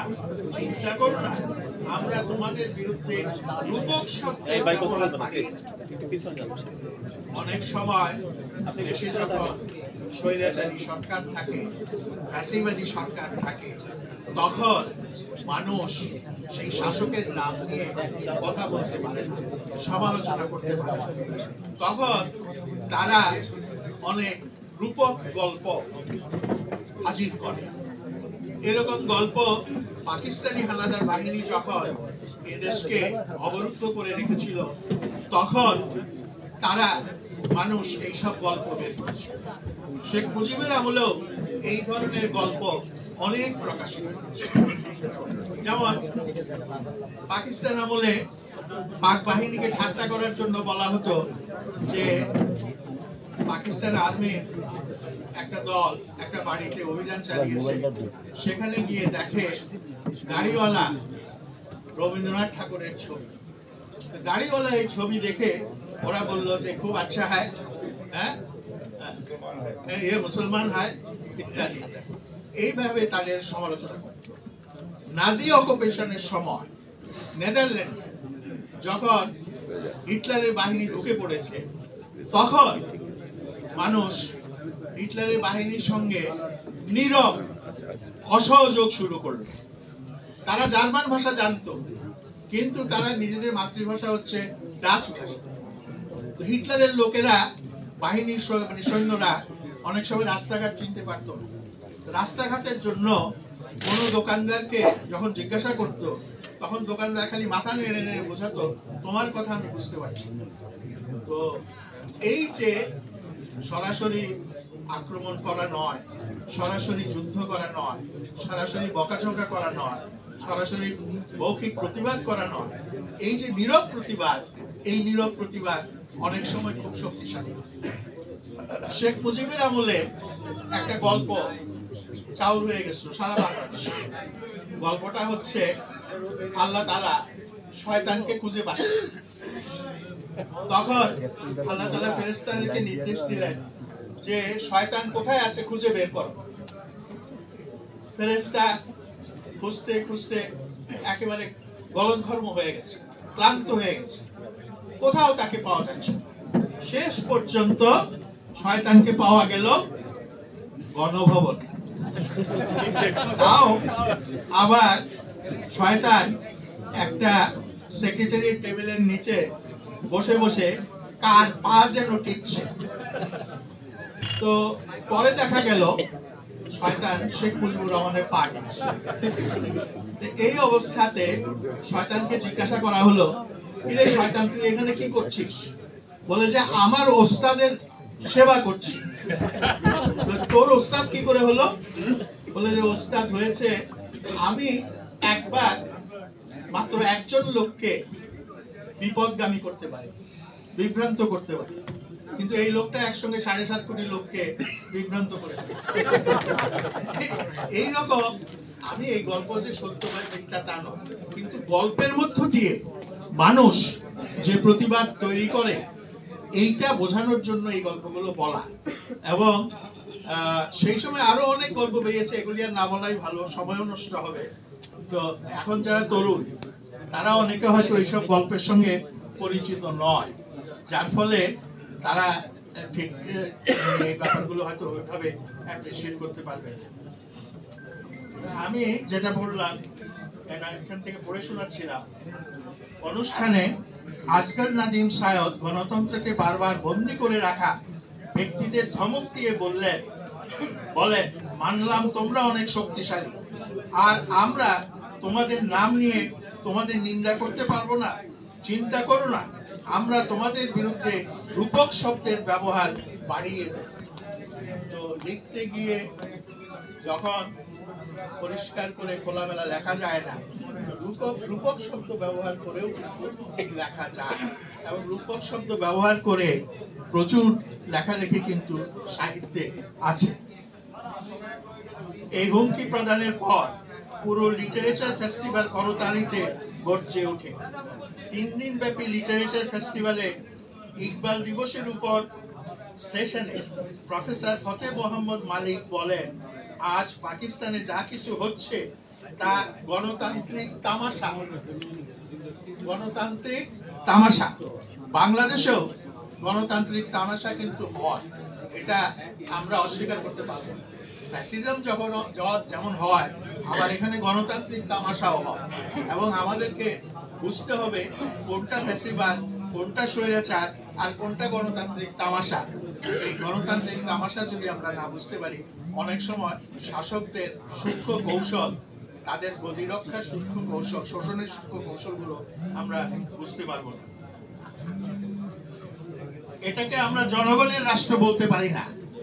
এক প্রবীণ বুদ্ধিজীবীর মুখ থেকে বের হওয়া শব্দগুলো তরুণদের কাছে যেভাবে গ্রহণযোগ্যতা পেয়েছে, তাতে ওই সব ক্ষমতাবান ব্যক্তির জন্য ভাবনার বিষয় এটা যে বর্তমান গণতান্ত্রিক ব্যবস্থাকে আল্লামা ইকবাল ও কায়েদে আজমের স্বপ্নের বাস্তবায়নের আখ্যা দিয়ে তারা কেবল জাতিকে নয়, বরং নিজেরা নিজেদেরকে ধোঁকা দিচ্ছে। এই লিটারেচার ফেস্টিভ্যালে উর্দু ভাষায় কবিদের পাশাপাশি পশতু, পাঞ্জাবি ও অন্য ভাষার কবিদের চোখের সামনে বসানো হয়েছে। যাই হোক, এই প্রবন্ধটা আপনারা পড়বেন, এটা খুব মূল্যবান এবং চমৎকার একটা লেখা, এবং এই লেখাটা আজকের যে গ্রন্থ আড্ডা, সেই গ্রন্থ আড্ডার সঙ্গে সামঞ্জস্যপূর্ণ। পুরোটা পড়তে গেলে অনেক সময় লেগে যাবে। আমি খালি দুটো কথা বলবো পড়া সম্পর্কে। একজন দার্শনিক বলেছিলেন একটা জাতির উন্নতির জন্য কি প্রয়োজন। তিনি বলেছিলেন বই, বই আর বই। আবার আরেকজন বলেছিলেন একটা জাতিকে মুক্ত করার জন্য, উন্নত করার জন্য কি প্রয়োজন, সেটা হচ্ছে পড়ো, পড়ো, পড়ো। এই যে বই আর পড়ার উপর যে গুরুত্ব, সেটা দার্শনিকরা দিয়েছে, কিন্তু আমরা বোধহয় বই পড়াও ভুলে যাচ্ছি, আর আমরা বইয়ের গুরুত্বও ভুলে যাচ্ছি। যতই ডিজিটাল টেকনোলজি আসুক, যাই হোক না কেন, কিন্তু আপনার বইয়ের গুরুত্ব, ছাপানো গ্রন্থের গুরুত্ব কিন্তু যাবে না। এবং ছাপানো বই হাতে নিয়ে পড়ার যে আনন্দ, সেই আনন্দের সঙ্গে ওই আপনার কম্পিউটারের কি বলে না, কম্পিউটারের মানে পড়া অতটা আনন্দদায়ক নয় এবং কষ্টকরও বটে, চোখেরও যথেষ্ট ক্ষতি হয়। যাই হোক, তো এখানে আরেকটা কথা আছে, সেটা হচ্ছে ভালো বই আর মন্দ বই। আমাদের সময়, আমাদের ছোটবেলায় যখন আমরা কিছু পড়াশোনা করতে শুরু করলাম, গল্পের বইও পড়া শুরু করলাম, তখন অনেক শিক্ষক বলতেন যে খারাপ বই তোমরা পড়বে না, এবং খারাপ বই পড়লে তোমরা নষ্ট হয়ে যাবে, তোমাদের চরিত্র খারাপ হয়ে যাবে। তো এই ব্যাপারে আমার পিতা, তিনি একজন শিক্ষাবিদ ছিলেন, তো তার মত ছিল খারাপ বই ভালো বই বলতে কিছু নেই, সবকিছুই পড়ার জন্য। এবং একটা বই পড়ার আগে আমি কি করে বুঝবো বইটা খারাপ না ভালো, সুতরাং বইটা পড়তে হবে। যেমন শরৎচন্দ্রের উপন্যাস চরিত্রহারি কিংবা দেবদাস, এইগুলো অল্প বয়সের কিশোরদের পড়তে মানা করা হতো, কিন্তু মানা করলেও অনেক কিশোর কিন্তু লুকিয়ে লুকিয়ে বালিশের নিচে রেখে এই বইগুলি পড়তো। কাজেই সেই কিশোররা জীবনে উচ্ছন্নে গেছে, এরকম ঘটনা অন্তত আমার চোখে পড়ে নাই। তাই মূল কথাটা হচ্ছে, ভালো মন্দের কথা না রেখে আমাদেরকে অবশ্যই মানে বই পড়তে হবে। আর এটা সত্য কথা যে টেকনোলজি, প্রযুক্তি, ডিজিটাল টেকনোলজি এমন জায়গায় গেছে এবং এমন কিছু এর মাধ্যমে ধারণ করা হচ্ছে, সেটা সত্যই আমাদের চরিত্র বিনাশী, এবং সেই ব্যাপারেও কিন্তু আমাদেরকে সাবধান থাকতে হবে। আজকে পড়াটা শুধু বই পড়ার মধ্যে সীমাবদ্ধ নয়, পত্রিকা পড়ার মধ্যে সীমাবদ্ধ নয়, গল্প উপন্যাস পড়ার মধ্যে সীমাবদ্ধ নয়। এই পড়াটা এখন এই কি বলে কম্পিউটার টেকনোলজিতে সেই মাধ্যমে চলে গেছে, এবং সেখানে গেলে একদিকে যেমন আমরা প্রচুর তথ্যের সন্ধান পাই, নিঃসন্দেহে সেটা অত্যন্ত উপকারী এবং আমাদের কাজের জন্য অত্যন্ত ব্যবহার উপযোগী, ইউজফুল, কিন্তু তার সঙ্গে সঙ্গে আমাদেরকে বোধহয় একটু সেখানে বাদ বিচার করতে হবে। কিন্তু সমস্যাটা হলো এই যে বাদ বিচার করাটা অত্যন্ত কঠিন, এবং এর সঙ্গে সঙ্গে মূল্যবোধেরও পরিবর্তন হচ্ছে। আমরা কথায় কথায় বলি যে মানে মূল্যবোধের অবক্ষয় ঘটেছে। আচ্ছা, তো অবক্ষয়টা কিভাবে নির্ণয় করবেন, কোনটাকে আপনি অবক্ষয় করবেন, সেটাও কিন্তু একটা বড়। আমি আমার পিতামাতার সামনে যা কিছু বলার সাহস করি নাই, দেখা গেল আমার জীবনে এসে আমার সন্তানেরা তার চাইতে অনেক বেশি স্বাধীনতা নিয়ে, অনেক বেশি সাহস নিয়ে আমার সঙ্গে কথা বলে, আমার কথার প্রতিবাদ করে, এবং এটাই হচ্ছে যুগের পরিবর্তন, প্রজন্মের পরিবর্তন। এই প্রজন্মের পরিবর্তনকে আমাদের মেনে নিতে হবে। আর শেষ কথাটা হচ্ছে, এই যে আমাদের দেশে একটা বিশাল গণ অভ্যুত্থান হয়ে গেল, এই গণ অভ্যুত্থান হবে এটা হয়তো আমরা অনেকে এইভাবে কল্পনা করতে পারি না। আমরা বারবার বলেছি যে এই এখনকার ছেলেপেলে, এখনকার ছাত্ররা, তারা রাজনীতি সম্পর্কে, দেশ সম্পর্কে ভাবে না, তাদের চিন্তা ভাবনা একেবারে অন্যরকম হয়ে গেছে, স্বার্থপর হয়ে গেছে, বা একেবারে তারা দেশ এবং সমাজ সম্পর্কে পরিপূর্ণভাবে, সম্পূর্ণভাবে অমনোযোগী। কিন্তু তারা যে নিজেদেরকে ভেতরে ভেতরে এমন ভাবে প্রস্তুত করছিল, সেই প্রস্তুতির ফলেই কিন্তু এই একটা সচেতনতা সৃষ্টি হয়েছে, এবং সেই সচেতনতা থেকেই কিন্তু আপনার এই বিশাল স্ফুলিঙ্গের সৃষ্টি হয়েছে।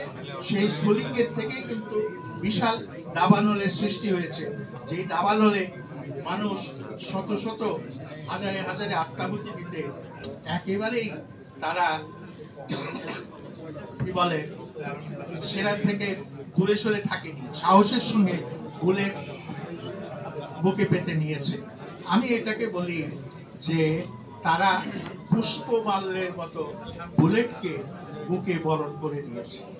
আজকে আমাদের বই পড়া বলেন, আড্ডা বলেন, মুখরিত হওয়া বলেন, স্লোগান বলেন, এমনকি আমাদের স্লোগানের মধ্যেও কিন্তু এক ধরনের সাহিত্য আছে। নতুন নতুন স্লোগান আবিষ্কৃত হয়, কাব্যিক স্লোগান উচ্চারিত হয়, সেগুলোর মধ্যেও কিন্তু ক্রিয়েটিভিটি আছে। আর স্লোগান আপনি যদি গত 50 বছর বা গত 100 বছরের স্লোগানগুলো তালিকাবদ্ধ করে এগুলিকে বিশ্লেষণ করেন, তাইলেও দেখবেন যে সমাজের পরিবর্তন, যুগের পরিবর্তন, মানুষের চিন্তা ভাবনার পরিবর্তন, রাজনীতির আবর্তন, এই সব কিছু এক স্লোগান দিয়ে আপনারা বিশ্লেষণ করতে পারবেন। কাজেই আমাদের জানার জন্য, বোঝার জন্য অনেক কিছুই আমাদের আশপাশে ছড়িয়ে আছে। শুধু আমাদের জানার মতো মন, দেখার মতো চোখ যদি থাকে, তাইলে আমরা অনেক কিছু উপলব্ধি করতে পারব। আর আমার শেষ কথা হচ্ছে, আগামী দিনে যদি আপনারা সত্যিকার অর্থে গ্রন্থ আড্ডা করতে চান, একটা বই নিয়ে আলোচনায় বসুন, সেটা নিয়ে নানান মত প্রকাশ করুন। আপনার যে বাংলায় বিখ্যাত গান আছে কফি হাউসের, সেই আড্ডাটা জানবি। সেখানে কি দেখি? সেখানে তারা সাহিত্য নিয়ে আলোচনা করতেন, সেখানে তারা যামিনী রায়ের ছবি নিয়ে আলোচনা করতেন, শিল্প নিয়ে আলোচনা করতেন। এই কজন মানুষ সেখানে একত্র হয়ে একটা টেবিলে বসে এগুলো নিয়ে গল্প করতেন। সেই গল্পের মধ্য দিয়ে অনেক নতুন মননের সৃষ্টি হয়েছে, সুচিন্তার সৃষ্টি হয়েছে। ওই সুচিন্তা শব্দটা বললে আমার খুব বিপদ হবে, কারণ এই যে সুচিন্তা ফাউন্ডেশন একটা আছে, ছেলের জন্য বোধ এখন আর সুচিন্তা শব্দটাও ওইভাবে বলা যাবে না। সুচিন্তা, এইভাবে ভালো ভালো শব্দ কিন্তু এই মানুষের আচরণের কারণে আপনার বিকৃত হয়, নিন্দিত হয় এবং মানুষ সেটাকে অপছন্দ করে। হয়তো এমন একদিন সৃষ্টি হবে যখন আপনারা এই সুচিন্তা শব্দটাই ডিকশনারি থেকে বাদ দেওয়ার কথা চিন্তা করবেন। আর মুক্ত চিন্তার কথা বলতেছেন আমার পাশে, তো মুক্ত চিন্তা নাই বলতে গেলে আরো 3 কাজে ওটা নিয়ে আমি আলোচনা করতে চাই না। আর এখানে লিবারালিজম নিয়ে কথা হয়েছে। লিবারালিজম ভালো, পরমত সহিষ্ণুতা ভালো, অন্যকে সহ্য করা ভালো, হ্যাঁ, সব মিলেমিশে কাজ করা ভালো, হ্যাঁ, মুক্তভাবে কথাবার্তা বলা ভালো, সবই ভালো। কিন্তু এই লিবারালিজম যদি চরম দক্ষিণপন্থার দিকে যায় তখন বিপজ্জনক হয়ে ওঠে। ইউরোপে এখন সেরকম একটা অবস্থা তৈরি হয়েছে, যেখানে চরম দক্ষিণপন্থী লিবারালিজম আপনার এই যে বিদেশ থেকে যেসব মানুষ ইউরোপে এখন বসবাস করছে তাদেরকে মানে নিপীড়ন করা হচ্ছে, তাদের উপর নানা রকম জুলুম চাপিয়ে দেওয়া হচ্ছে, তাদের প্রতি ঘৃণা ছড়ানো হচ্ছে, হেট স্পিচ উচ্চারণ করা হচ্ছে। সুতরাং আপনারা যখন একটা পলিটিক্যাল টার্মিনোলজি ব্যবহার করবেন, সেটার আদ্যপান্ত বুঝে তারপর ব্যবহার করবেন। এবং যারা কর্মী, যারা অনুসারী, তাদেরকে সেই শব্দের এবং সেই মানে টার্মিনোলজি, আপনার পরিভাষা, তাৎপর্যটাও একটু ব্যাখ্যা করে এবং তর্ক বিতর্কের মধ্য দিয়ে, আড্ডার মধ্য দিয়ে সঠিক তাৎপর্য কিন্তু বেরিয়ে আসে। আপনাদের সকলকে ধন্যবাদ। একেবারে আপনাদের প্রসঙ্গের বাইরে যে কিছু কথা বলার জন্য আপনারা নিশ্চয়ই খুশি হন না, আপনাদের প্রসঙ্গ কথা বলতে পারেন। এবং সেটা হচ্ছে অনেক সময় আমরা চাই আমাদের জুতাটাকে ফিট করানোর জন্য আমাদের পাটা কেটে ফেলতে হবে, সেই রকম ভাবে যেন জিনিসটা না হয় সেই দিকে। ধন্যবাদ।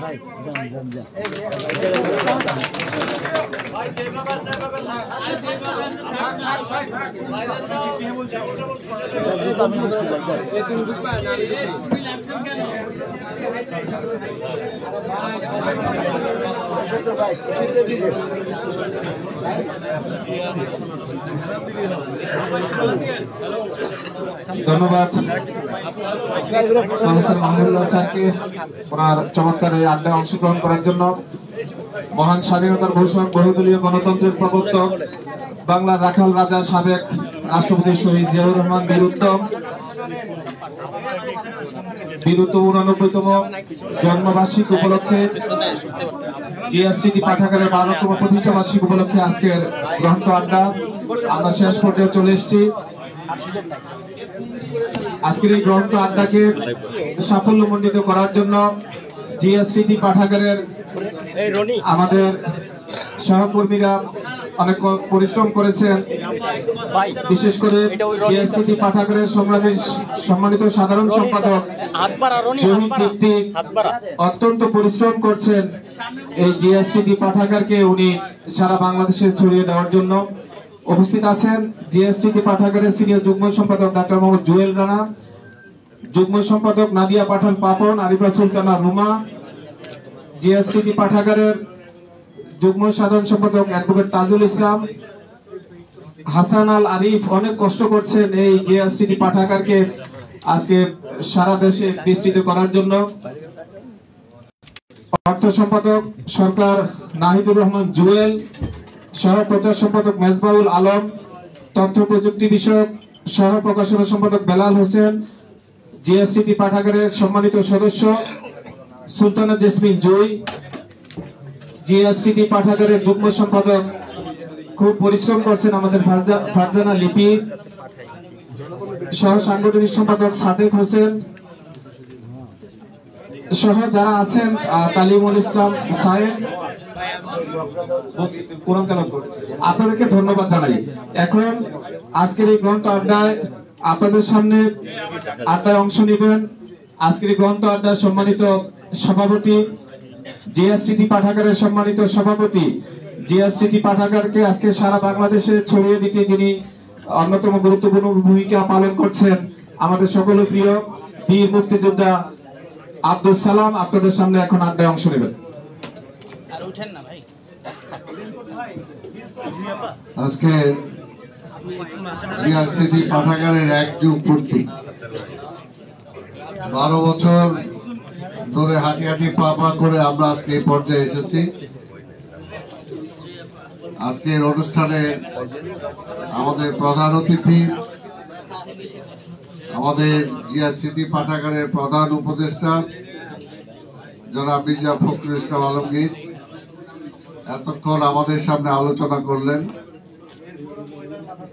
প্রফেসর মাহবুল্লাহ বিশিষ্ট শিক্ষাবিদ, 69 গণঅভ্যুত্থানের ছাত্র নেতা,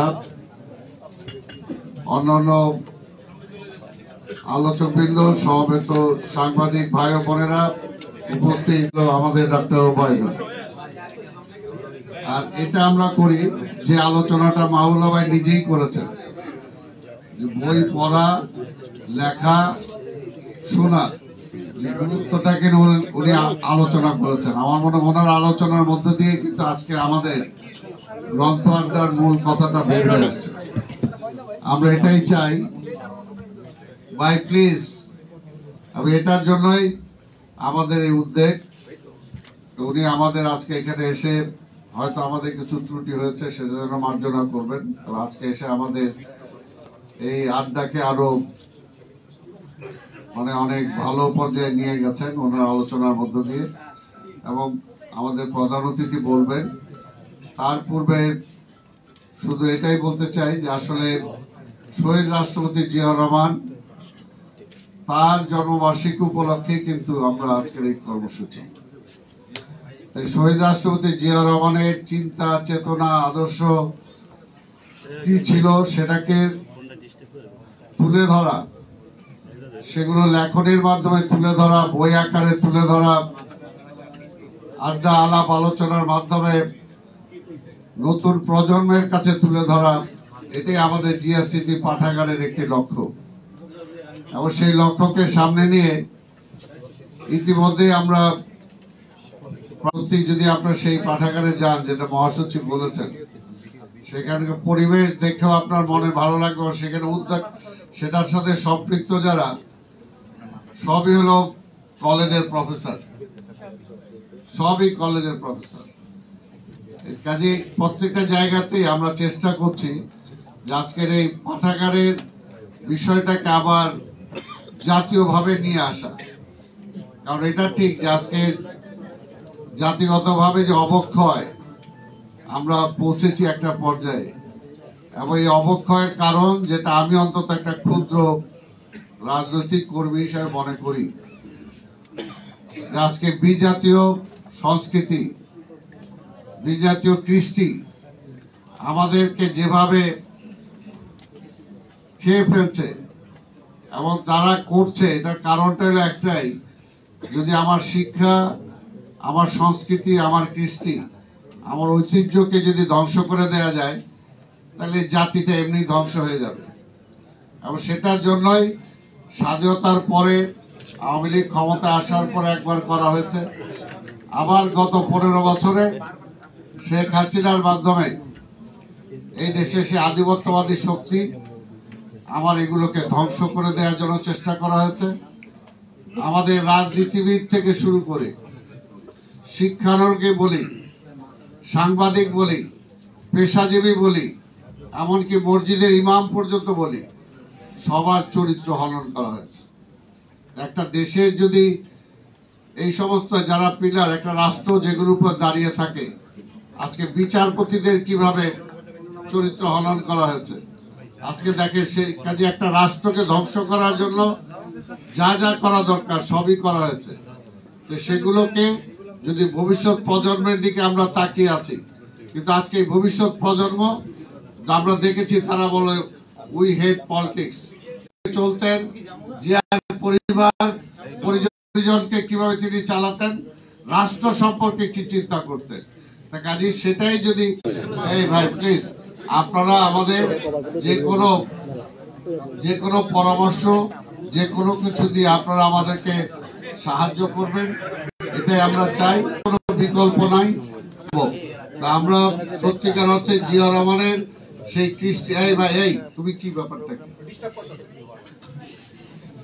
জিয়া রহমানের করা যে সমস্ত কাজ তিনি করেছেন তার উপরে ভিত্তি করে এর আগেও আমরা কিছু কাজ করেছি। এখন আবার জিয়া স্মৃতি পাঠাগারের উদ্যোগে জিয়া রহমানের বীরত্বের জীবনী ও কর্মের উপর প্রতি বছর অন্তত একটা গবেষণা কর্মকাণ্ড আমরা পরিচালনা করতে চাই। এবং সেই ব্যাপারে আজকে আমাদের এখানে বিশিষ্ট শিক্ষাবিদ প্রফেসর ডক্টর মাহবুবুল্লাহ সাহেব উপস্থিত আছেন।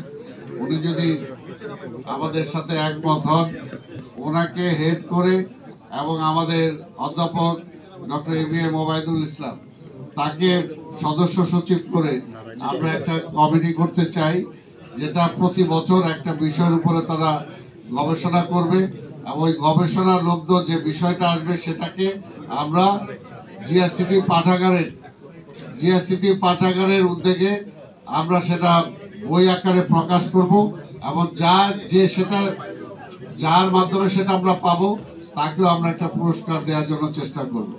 এই ব্যাপারে আমি প্রস্তাব করছি যে আমাদের অধ্যাপক মাহবুবুল্লাহ সাহেবকে কনভেনার করে সদস্য সচিব অধ্যাপক ডক্টর এবিএম ওবায়দুল ইসলাম, এখানে সদস্য হিসাবে কবি আব্দুল্লাহ সিকদার, সদস্য আফরোজা খানম রীতা, সদস্য ডক্টর মাহাদি আমিন, সদস্য ডক্টর জুয়েল রানা, ডক্টর হাসান আল আরিফ, সুলতান জেসমিন জুই, শাহরিয়ার হক মজুমদার শিমুল, নজরুল ইসলাম রাসেল এবং সাইদ আব্দুল্লাহ, এই কজনকে নিয়ে আমরা আমরা কমিটি করে দিচ্ছি। আমরা আশা করি যে আমরা এটাকে কার্যকর করতে পারবো।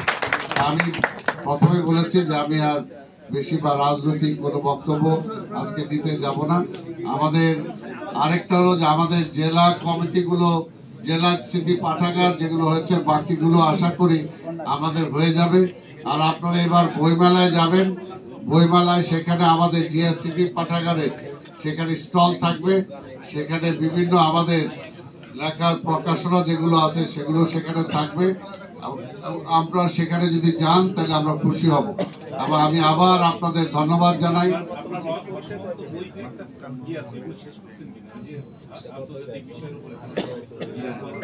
না ওটা ভূমিকার জন্য বলতে গেলে তো বলতেই হয়, বলেই দেই যে আমাদের শিকদার ভাইয়ের জন্য আটকে আছে। সেটা করবো, এটা এর জন্য কিছু আটকে আছে, সেগুলো আমরা এর মধ্যে দিয়ে আসবে। যাই হোক, এটার জন্য যাই হোক আজকের এই হলো আমাদের আজকের আপনারা সফল এই আলো এখানে অংশগ্রহণ করেছেন, সেটার জন্য আমাদের আজকে এই উদ্যোগ সফল পেয়েছে। এবং আলোচনার শেষ পর্যায়ে আপনাদের জন্য, বিশেষ সাংবাদিকদের জন্য, মেহমানদের জন্য চা নাস্তার ব্যবস্থা আছে, আপনারা সেটাও অংশগ্রহণ করুন। আপনাদের সবাইকে ধন্যবাদ। খোদা হাফেজ। বাংলাদেশ জিন্দাবাদ। ধন্যবাদ সালাম ভাইকে। এখন আজকের এই গ্রন্থ আড্ডার আমরা শেষ পর্যায়ে এসে উপস্থিত হয়েছি আপনাদের সামনে। এখন আড্ডায় অংশ নেবেন আজকের এই গ্রন্থ আড্ডার সম্মানিত প্রধান অতিথি বিএনপির নন্দিত মহাসচিব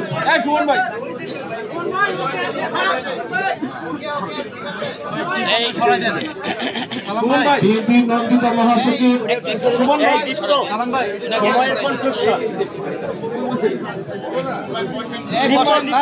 আজকের গ্রন্থ আড্ডায় সম্মানিত প্রধান অতিথি জনাব মির্জা ফখরুল ইসলাম আলমগীর এখন আড্ডায় অংশ নেবেন। আবার দাঁড়াই ভাই টিকটটা সরাই দেন সুমন ভাই, নিচে নামায়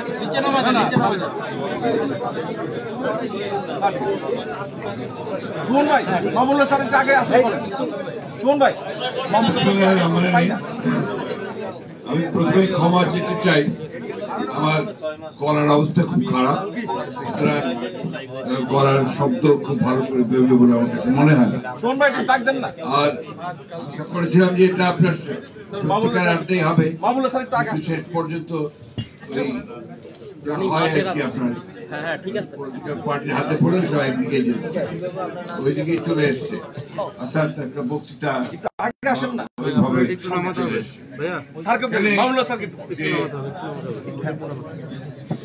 এখানে যে চিঠিটা রাখা হয়েছে কনফিউশন, সেখানে কিছুটা হয়েছে। আপনারা খুব স্পেসিফিক করে বলেনি যে কি বিষয়ের উপরে এটা আলোচনা হবে। আমরা ধরে নিচ্ছি যে আমাদের ৯৯তম জন্মবার্ষিকী এবং একই সঙ্গে গ্রন্থ আড্ডা ভারত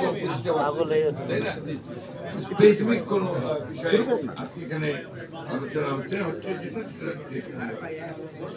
এখানে আমি খুব খুশি হয়েছি যে নতুন প্রজন্মের নেতা সৈয়দ আব্দুল্লাহ, তিনি ফ্যাক্ট চেক সাংবাদিক ও সোশ্যাল অ্যাক্টিভিস্ট। আমি তাকে চিনতাম না, আমি টক শোতে দেখলাম যে একজন তরুণ খুব সুন্দর কথা বলছেন, অত্যন্ত যুক্তি দিয়ে অত্যন্ত সাবলীল ভাষায় তিনি কথা বলছেন। সেদিন আমি তার নাম নিয়েছি, আজকে তাকে আমি প্রত্যক্ষ দেখলাম, খুশি হয়েছি যে আমাদের একজন তরুণ, তিনি সম্ভবত এই বৈষম্যবিরোধী ছাত্র আন্দোলনের সঙ্গে জড়িত সমন্বয়ক, তিনি অত্যন্ত চমৎকার করে আপনার অনেকগুলো বিষয় তুলে ধরেছেন। তবে প্রধান যে বিষয়টা তিনি বলেছেন যে এখন বয়ানের রাজনীতি, ন্যারেটিভের রাজনীতি, এটা বিষয়ে আমার একটা ব্যক্তিগত আপনার ধারণা বা একটা কথা আছে। বয়ান বা ন্যারেটিভ এই কথাগুলো আমরা বুঝি, আমাদের সাধারণ মানুষ কিন্তু এখনো বুঝে।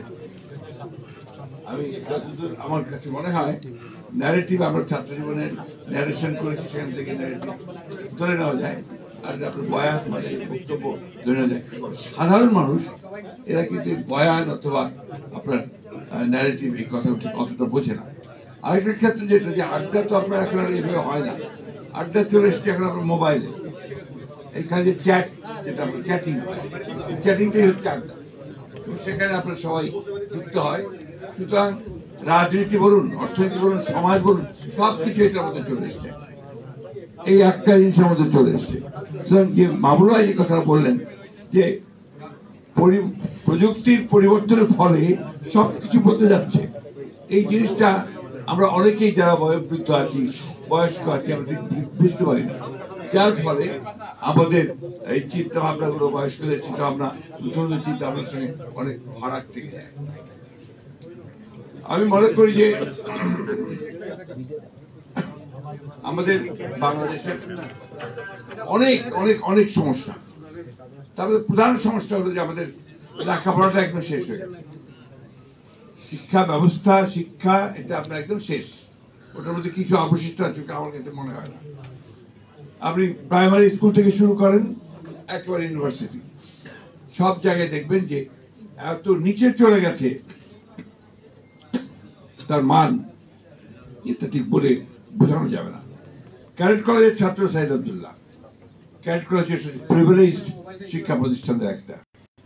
এই দেশে খুব কম সংখ্যক ছাত্রই সেখানে যাওয়ার সুযোগ পায় এবং এটা সরকার অনেক অর্থ ব্যয় করে। Most privileged. What about the primary schools? একেবারে সে কুড়িগ্রামের চরের উমারির চরের মধ্যে প্রাইমারি স্কুলটা বা হাই স্কুলটা, সেখানে কি শিক্ষা পাচ্ছে, কি ব্যবস্থাটা আছে, সেটা কিন্তু আমরা অনেকেই জানি। অসংখ্য স্কুল তৈরি হয়েছে আপনার বিভিন্ন এমপিও ভর্তি করে, এবং কলেজ তৈরি হয়েছে উইথ অনার্স এন্ড মাস্টার্স, যেখানে আপনার কোনো শিক্ষক নেই, সেখানেও আপনার অনার্স করে বসে আছে। দিনাজপুর গভর্নমেন্ট কলেজে যাওয়ার কিছুদিন আগে আমার সুযোগ হয়েছিল। আমার চাকরি জীবনের শুরুতে আমি দিনাজপুর গভর্নমেন্ট কলেজে কাজ করেছিলাম। সেখানে একটা ডিপার্টমেন্ট আছে, অ্যাকাউন্টেন্সি ডিপার্টমেন্ট, যার মাত্র একজন শিক্ষক, অনার্স আছে, মাস্টার্স আছে, অনলি ওয়ান টিচার। এখন আপনারা বলুন এই কলেজগুলোর কি প্রয়োজন আছে? সবাই আর্টস পড়ে, বিএ আর্টস বেশিরভাগ, এবং আপনার যে কমার্স খুব কম ছাত্র পড়ে আজকাল, সায়েন্স তো পড়েই না প্রায়। তাহলে এই যে শুধুমাত্র জেনারেল এডুকেশনে বিএ পাস করাচ্ছেন, তাদেরকে দিয়ে আপনি কি করবেন? তার প্রয়োজনটা কি? সমাজে তার প্রয়োজন কি? কোনো প্রয়োজন নাই। এবং যার ফলে দেখা যাবে যে তার পুরো শিক্ষাটাই ব্যর্থ হচ্ছে। এর মধ্যে কি হয়? ছেলেকে লেখাপড়া শেখানোর জন্য বা মেয়েকে লেখাপড়া শেখানোর জন্য ওই বৃদ্ধ মা তার জমিটুকু জমি বিক্রি করে ছেলেকে পাঠিয়ে দেন ঢাকায় পড়ার জন্য। সেখান থেকে বিএ পাস করে যায় বা একটা প্রাইভেট ইউনিভার্সিটিকে একটা ডিগ্রি নিয়ে যায়, তারপর চাকরি খুঁজে পায় না। এই যে আপনার সারা দেশে অসংখ্য শিক্ষিত বেকার, এটা তো একটা বড় সমস্যা। এটাকেও কিন্তু আমরা কেউ চিন্তা করছি না। আজকে এই সরকার সংস্কার কমিশন অনেকগুলো গঠন করেছে, কিন্তু শিক্ষা সংস্কারের কোনো কমিশন হয়নি, যেটা সবচেয়ে আগে প্রয়োজন ছিল, যেটা আমি মনে করি যেটা সবচেয়ে আগে দরকার ছিল। গোটা প্রবলেমগুলোর মূলে ওই জায়গাটাই। আমি যদি আমার যদি শিক্ষাটাই ঠিক না হয়, জ্ঞান যদি আমার না থাকে, তাহলে আমি কি দিতে পারবো বা কি নিতে পারবো, বা সমাজে কোন পরিবর্তনটা আমি আনতে পারবো, আমি নিজের পরিবারের জন্য বা কি পরিবর্তন আনতে পারবো। আপনারা দেখুন মেডিকেল কলেজগুলোতে পরীক্ষার রেজাল্ট কালকে বেরিয়েছে বোধ হয়, তাই না? এবং এতগুলো ছেলে পরীক্ষা দিয়েছে, তার মধ্যে কয়েকটা মাত্র 5,500 ছেলে বোধ হয় সুযোগ পেয়েছে বিভিন্ন আপনার সরকারি আপনার মেডিকেল কলেজগুলোতে পড়ার জন্য। বাকিরা কি করবে? আবার তাদেরকে সবচেয়ে মজার ব্যাপার হচ্ছে হাই স্কুলে লটারি করে ভর্তি হয়। আমি উদাহরণ দিই, আমার ঠাকুরগাঁও জেলা স্কুল, সেখানে লটারি করে ঠাকুরগাঁও ছেলেরা পরীক্ষা দিয়েছে। ক্লাস 3-তে যে ছেলে ভর্তি হবে তাকে যেতে হচ্ছে আপনাদের গাইবান্ধা স্কুলে। কোন ব্যবস্থা, কি লাভ, এটাতে কি তৈরি হচ্ছে আমি কিচ্ছু বুঝতে পারি না। এই যে একটা আমি বলবো উন্মাদনা চলছে শিক্ষার ক্ষেত্রে, এইটার তো আপনার কেউ কোনোদিন এটা দৃষ্টিও দিচ্ছে না, কথাও বলছে না, এবং এটাকে পরিবর্তন করার জন্য চেষ্টা করা হচ্ছে না। এখানে যেহেতু আপনার কোন নির্দিষ্ট বিষয়ে আলোচনা হচ্ছে না, আলোচনা বিভিন্ন খাতে যাবেই, এটা খুব স্বাভাবিক ব্যাপার। মাহবুবুল্লাহ ভাই আমার এখানে পাশে বসে আছেন, উনি আমার আদর্শ। আমরা যখন ঢাকা কলেজেই পড়ি তখন থেকে ওনাকে আমরা চিনি, যে তিনি একজন অত্যন্ত ব্রিলিয়ান্ট স্টুডেন্ট এবং রাজনীতির সঙ্গে জড়িত। যখন ঢাকা ইউনিভার্সিটিতে গিয়েছি, ওনাকে সরাসরি পেয়েছি, তখন ছাত্র ইউনিয়নের উনি সাধারণ সম্পাদক। আমরা ঢাকা ইউনিভার্সিটি গিয়ে ভর্তি হয়েছি। একদিকে মেধাবী, স্ট্যান্ড করা প্রত্যেকটা পরীক্ষাতেই, অন্যদিকে আপনার রাজনীতির একেবারে সবচেয়ে আপনার বিপ্লবী রাজনীতির সঙ্গে জড়িত মাহবুবুল্লাহ ভাই। তার সংস্পর্শে আসার সুযোগ হয়েছে, এবং অনেকেরই সরকার সুযোগ। উনি আমাদের পরীক্ষার আগের রাত্রে আমাদের ইকোনমিক্স পড়িয়েছেন, পরীক্ষার আগের রাতে উনি ইকোনমিক্স পড়িয়েছেন আমাদেরকে। সেই মাহবুবুল্লাহ ভাই আজকে রিটায়ার্ড লাইফ লিড করছেন, এবং ওনার যে দেওয়ার কথা যত বেশি আমরা আশা করি তার কাছ থেকে, আমরা যেটা আশা করেছিলাম যে আরো আরো আরো বেশি কিছু, তার জন্য সমাজ সেই সুযোগ করেনি, এখনো করছে না। এই বিষয়গুলোর দিকে কিন্তু আমাদের নজর দেওয়া আমরা কেউ দেই না, আমরা যারা রাজনীতি করি আমরাও দেই না, কেউই দেয় না। এরকম অসংখ্য আছে, বিশেষ করে আমাদের যারা অবদান রেখেছেন আমাদের এই রাষ্ট্র গঠনে। 69 মুভমেন্টে তখন মাহবুবুল্লাহ ছিলেন একজন দিকপাল, তার বক্তৃতা শোনার জন্য সেই সময় হাজার হাজার ছাত্ররা চলে আসতো। সেই মাহবুবুল্লাহ 71 সালে যুদ্ধের পুরোটার সময় পাক সেনাদের বাহিনীর কারাগারে ছিলেন, তার মৃত্যুদণ্ড হয়েছিল। এই কথাগুলো কিন্তু অনেকেই জানে না।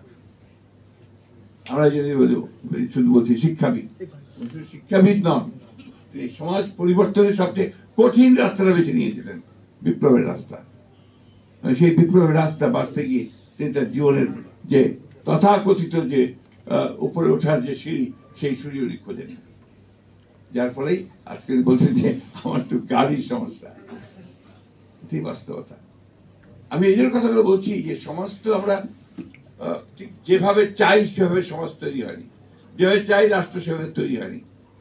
আমি ধন্যবাদ দিতে চাই ছেলেদেরকে যে তারা এই বিষয়গুলোকে সামনে নিয়ে এসেছে, এখন কথা হচ্ছে। একই সঙ্গে একটা কথা মনে রাখতে হবে সবসময়, যে হঠকারিতা করা যাবে না।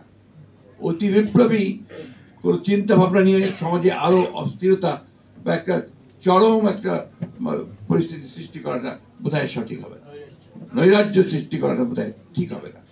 এই কথাটা আমাদের মাথায় রাখতে হবে। আমাদের সময় মাহবুবুল্লাহ ভাইরা যা থিওরি পড়াতেন আমাদের, তার মধ্যে একটা কথা ছিল রোমান্টিসিজম। রোমান্টিসিজম মানে শুধু প্রেম নয়, বিপ্লবের প্রতি প্রেম, অতি রোমান্টিসিজম। তো এখন ওই চে গুয়েভারার কথা উনি বললেন, অর্থাৎ এই মুহূর্তে আমি সব পাল্টে দেবো, এই মুহূর্তে আমি দখল করবো, এই মুহূর্তে আমি সব অন্যায় পড়ে দিব। এটা হয় না। You have to go step by step, একটা প্রতি ধীরে ধীরে যেতে হয়, যেতে গেলে কিছুটা পারা যায়। তাও সবকিছু যে সুনিশ্চিত হবে তা নয়। আজকে বদলায়, সবকিছুরই পরিবর্তন হয়। আজকে সোভিয়েত ইউনিয়নে বিপ্লব হয়েছে, সে বিপ্লব তখন সত্যিকার অর্থেই গোটা পৃথিবীর নির্যাতিত মানুষের সামনে সেটা একটা স্বপ্ন ছিল, যে সোভিয়েত ইউনিয়নের বিপ্লবের মধ্যে দিয়ে, লেনিনের কথার মধ্যে দিয়ে সেই যে বিপ্লব প্রতিষ্ঠিত হলো, সবার জন্য মানুষের ভাগ্য পবিত্র হবে, গরিব লোক অনেক ভালো থাকবে, এটাই ছিল ব্যাপারটা। দেখা কি গেল, কিছুদিন পরেই, বেশ কিছুদিন পরেই ওখানেও সেই সমস্যা তৈরি হলো, সোভিয়েত ভেঙে গেল। চীনে মাও সেতুং দীর্ঘদিন সংগ্রাম করে লড়াই করলেন, লড়াই করার পরে তিনি সফল হলেন, চীনে বিপ্লব হলো, লাল পতাকা উঠলো, লাল দেশ তৈরি হলো। এখন সেই চীনে কোন দিকে গেছে? পরিবর্তন। আমি দোষারোপ করছি না, এটাই বোধহয় ধারা। প্রয়োজনের সঙ্গে সঙ্গে, অর্থনীতি ভাষা তাই বলে, প্রয়োজনের সঙ্গে সঙ্গে তার ব্যবস্থা পাল্টায়, এবং সেটা পাল্টাতে হয়। আমাদের এখানে এখন যে অস্থিরতা বিরাজ করছে, এই অস্থিরতা থেকে যদি আমরা নিয়ন্ত্রণ করতে চাই, যদি কন্টেইন করতে চাই, আমাদেরকে ধৈর্য ধরে পা ফেলতে হবে। এমন কিছু আমরা করব না যেখানে আমরা আরো নৈরাজ্যের সৃষ্টি করে আরো বিপদ আমরা যেন ডেকে না আনি। এই বিষয়গুলো আমাদেরকে মনে রাখতে পারে মনে করি। শহীদ জিয়া রহমান সাহেবের, আমাদের প্রেসিডেন্ট শহীদ জিয়া রহমান বীরুত্তম, তার মধ্যে ধৈর্যটা ব্যাপারটা ছিল, এবং তার যে স্বপ্ন, দূরদৃষ্টি সম্পূর্ণ চিন্তা ভাবনাগুলোকে তিনি কিভাবে ইমপ্লিমেন্ট করবেন, বাস্তবায়ন করবেন, তার জন্য তিনি প্রথমেই কিন্তু যুদ্ধ শুরু করে দেননি। প্রথমে শুনেছেন, সমস্ত বিজ্ঞ মানুষদের নিয়ে বসেছেন, তিনি যারা বিভিন্ন ক্ষেত্রে যারা বিশেষজ্ঞ ছিল তাদের কথা বলছেন। রাত্রি 2টা-3টা পর্যন্ত তিনি এদের নিয়ে কথা বলতেন। একটা রাত ছিল না যে যখন তিনি রাতে এইসব বিশেষজ্ঞদের সঙ্গে কথা বলেননি, কথা বলেছেন, শুনেছেন, তারপরে তিনি কাজ শুরু করেছেন। এই জিনিসটাই আমাদের সকলকে মনে রাখতে হবে, তা না হলে আমরা ভুল করতে থাকবো। আজকে এই জিয়া স্মৃতি পাঠাগার, তাই না, একেবারেই একটা ঢাকা মহানগরের যে অফিস, মৌলানা ভাসানীর যে অফিস তার পাশে, তার কোন একটা ছোট্ট একটা র্যাকে বোধহয় 20টা বই ছিল মনে হয় আমার, 20টা বই। আমরা একদিন দেখে দেখলাম যে এখানে কেন এইভাবে, আমাদের তো আপনার একটা ভালো পাঠাগার তৈরি করা দরকার। সেসব আমরা আমাদের অফিসের এখন যে নয়াপল্টন অফিসে অফিসের 6 তলায় জায়গা বের করে সেখানে আমরা একটা পাঠাগার নির্মাণ করলাম, তৈরি করলাম। এখন সেটা মোটামুটি একটা যাওয়া যায়, বসা যায়, বই পড়া যায় সেই অবস্থা থেকে। কিন্তু সঙ্গে সঙ্গে যে কাজটা এরা করতে পেরেছে, যার জন্য আমি এদেরকে ধন্যবাদ দিই। আমাদের দীপ্তি আছে, সালাম ভাই আছেন, অন্যান্যরা যারা এর সঙ্গে জড়িত, তারা গোটা দেশে এটাকে ছড়িয়ে দিতে পেরেছে। প্রত্যেকটা জেলায়, আমাদের কয়েকটা উপজেলাতেও গিয়াস স্মৃতি পাঠাগার তৈরি হয়েছে এবং তারা এই চেষ্টায় তারা কিন্তু করে যাচ্ছে। এখানে কেউ আমরা ফান্ড দেইনি, তারা নিজেরা তৈরি করে এই কাজগুলো করে যাচ্ছে। এমনকি তারা এই যে পাঠচক্র বা আপনার যে আড্ডা, এগুলো তারা নিয়মিতভাবে করার চেষ্টা করছে।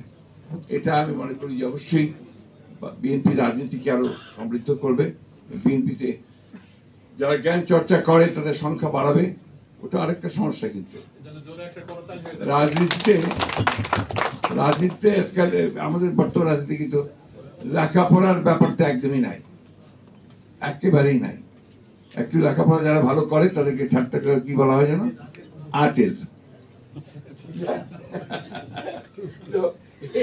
এই পরিবেশে স্বাভাবিকভাবেই এরা যে কাজটা করেছে, এটা দুঃসাহসী কাজ করেছে এবং তারা সফল হয়েছে। আমি ধন্যবাদ জানাই তাদেরকে।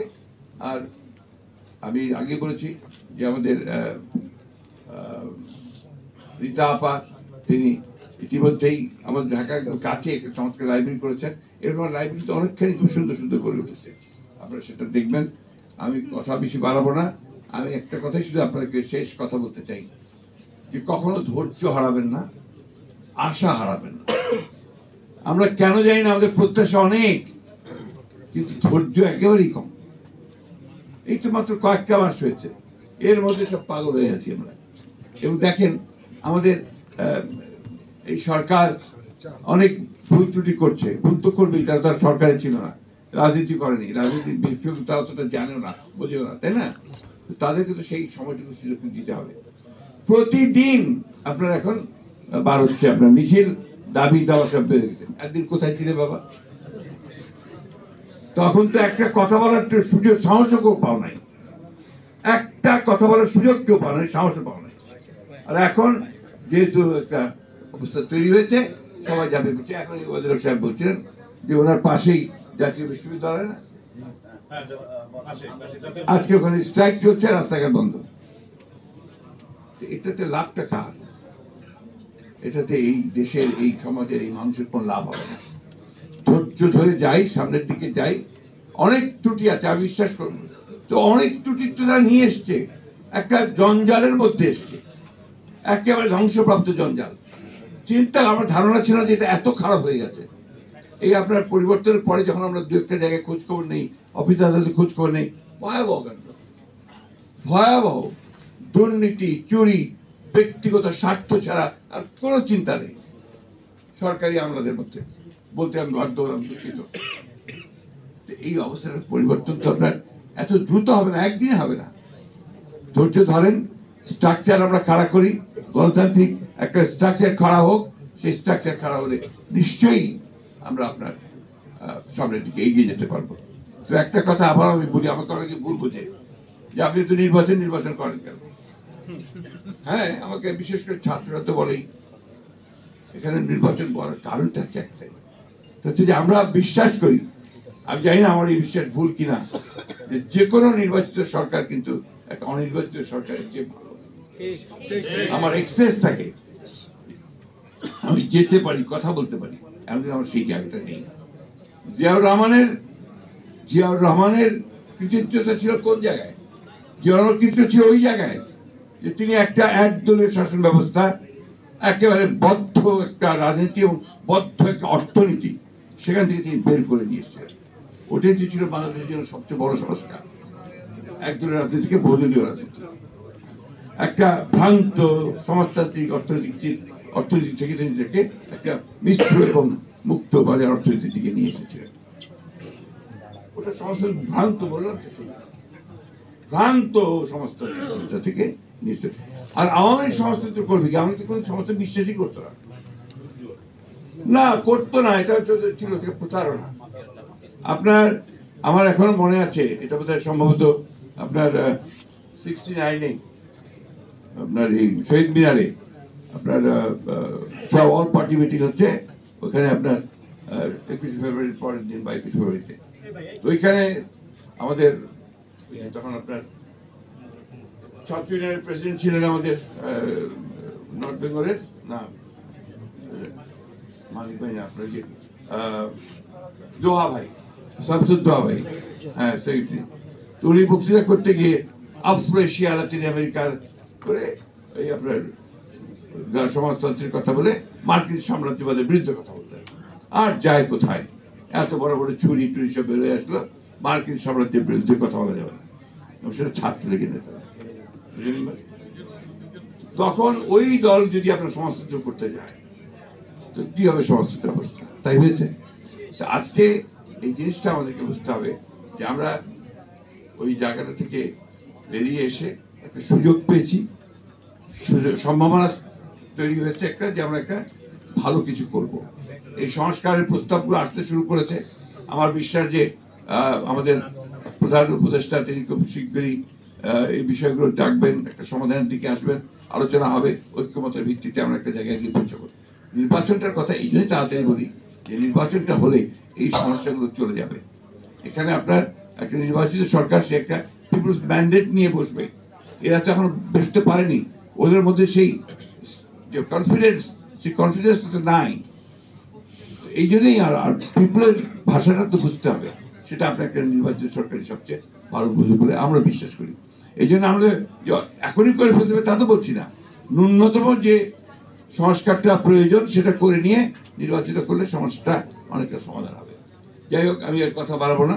আমি আড্ডা দিদিকে বক্তৃতার মতোই কথা বলে ফেলেছি, কিন্তু আড্ডার পরিবেশ দেখে নাই তো আড্ডা, আমি আশা করবো এর পরে আমাদের সালাম সাহেব, দীপ্তি, এরা সেই পরিবেশ নিয়ে আরো ভালোভাবে তৈরি করতে পারবো, আড্ডার ব্যবস্থা করতে পারবেন। সেই জন্য আবার তাদেরকে ধন্যবাদ জানাচ্ছি। ধন্যবাদ স্যারকে।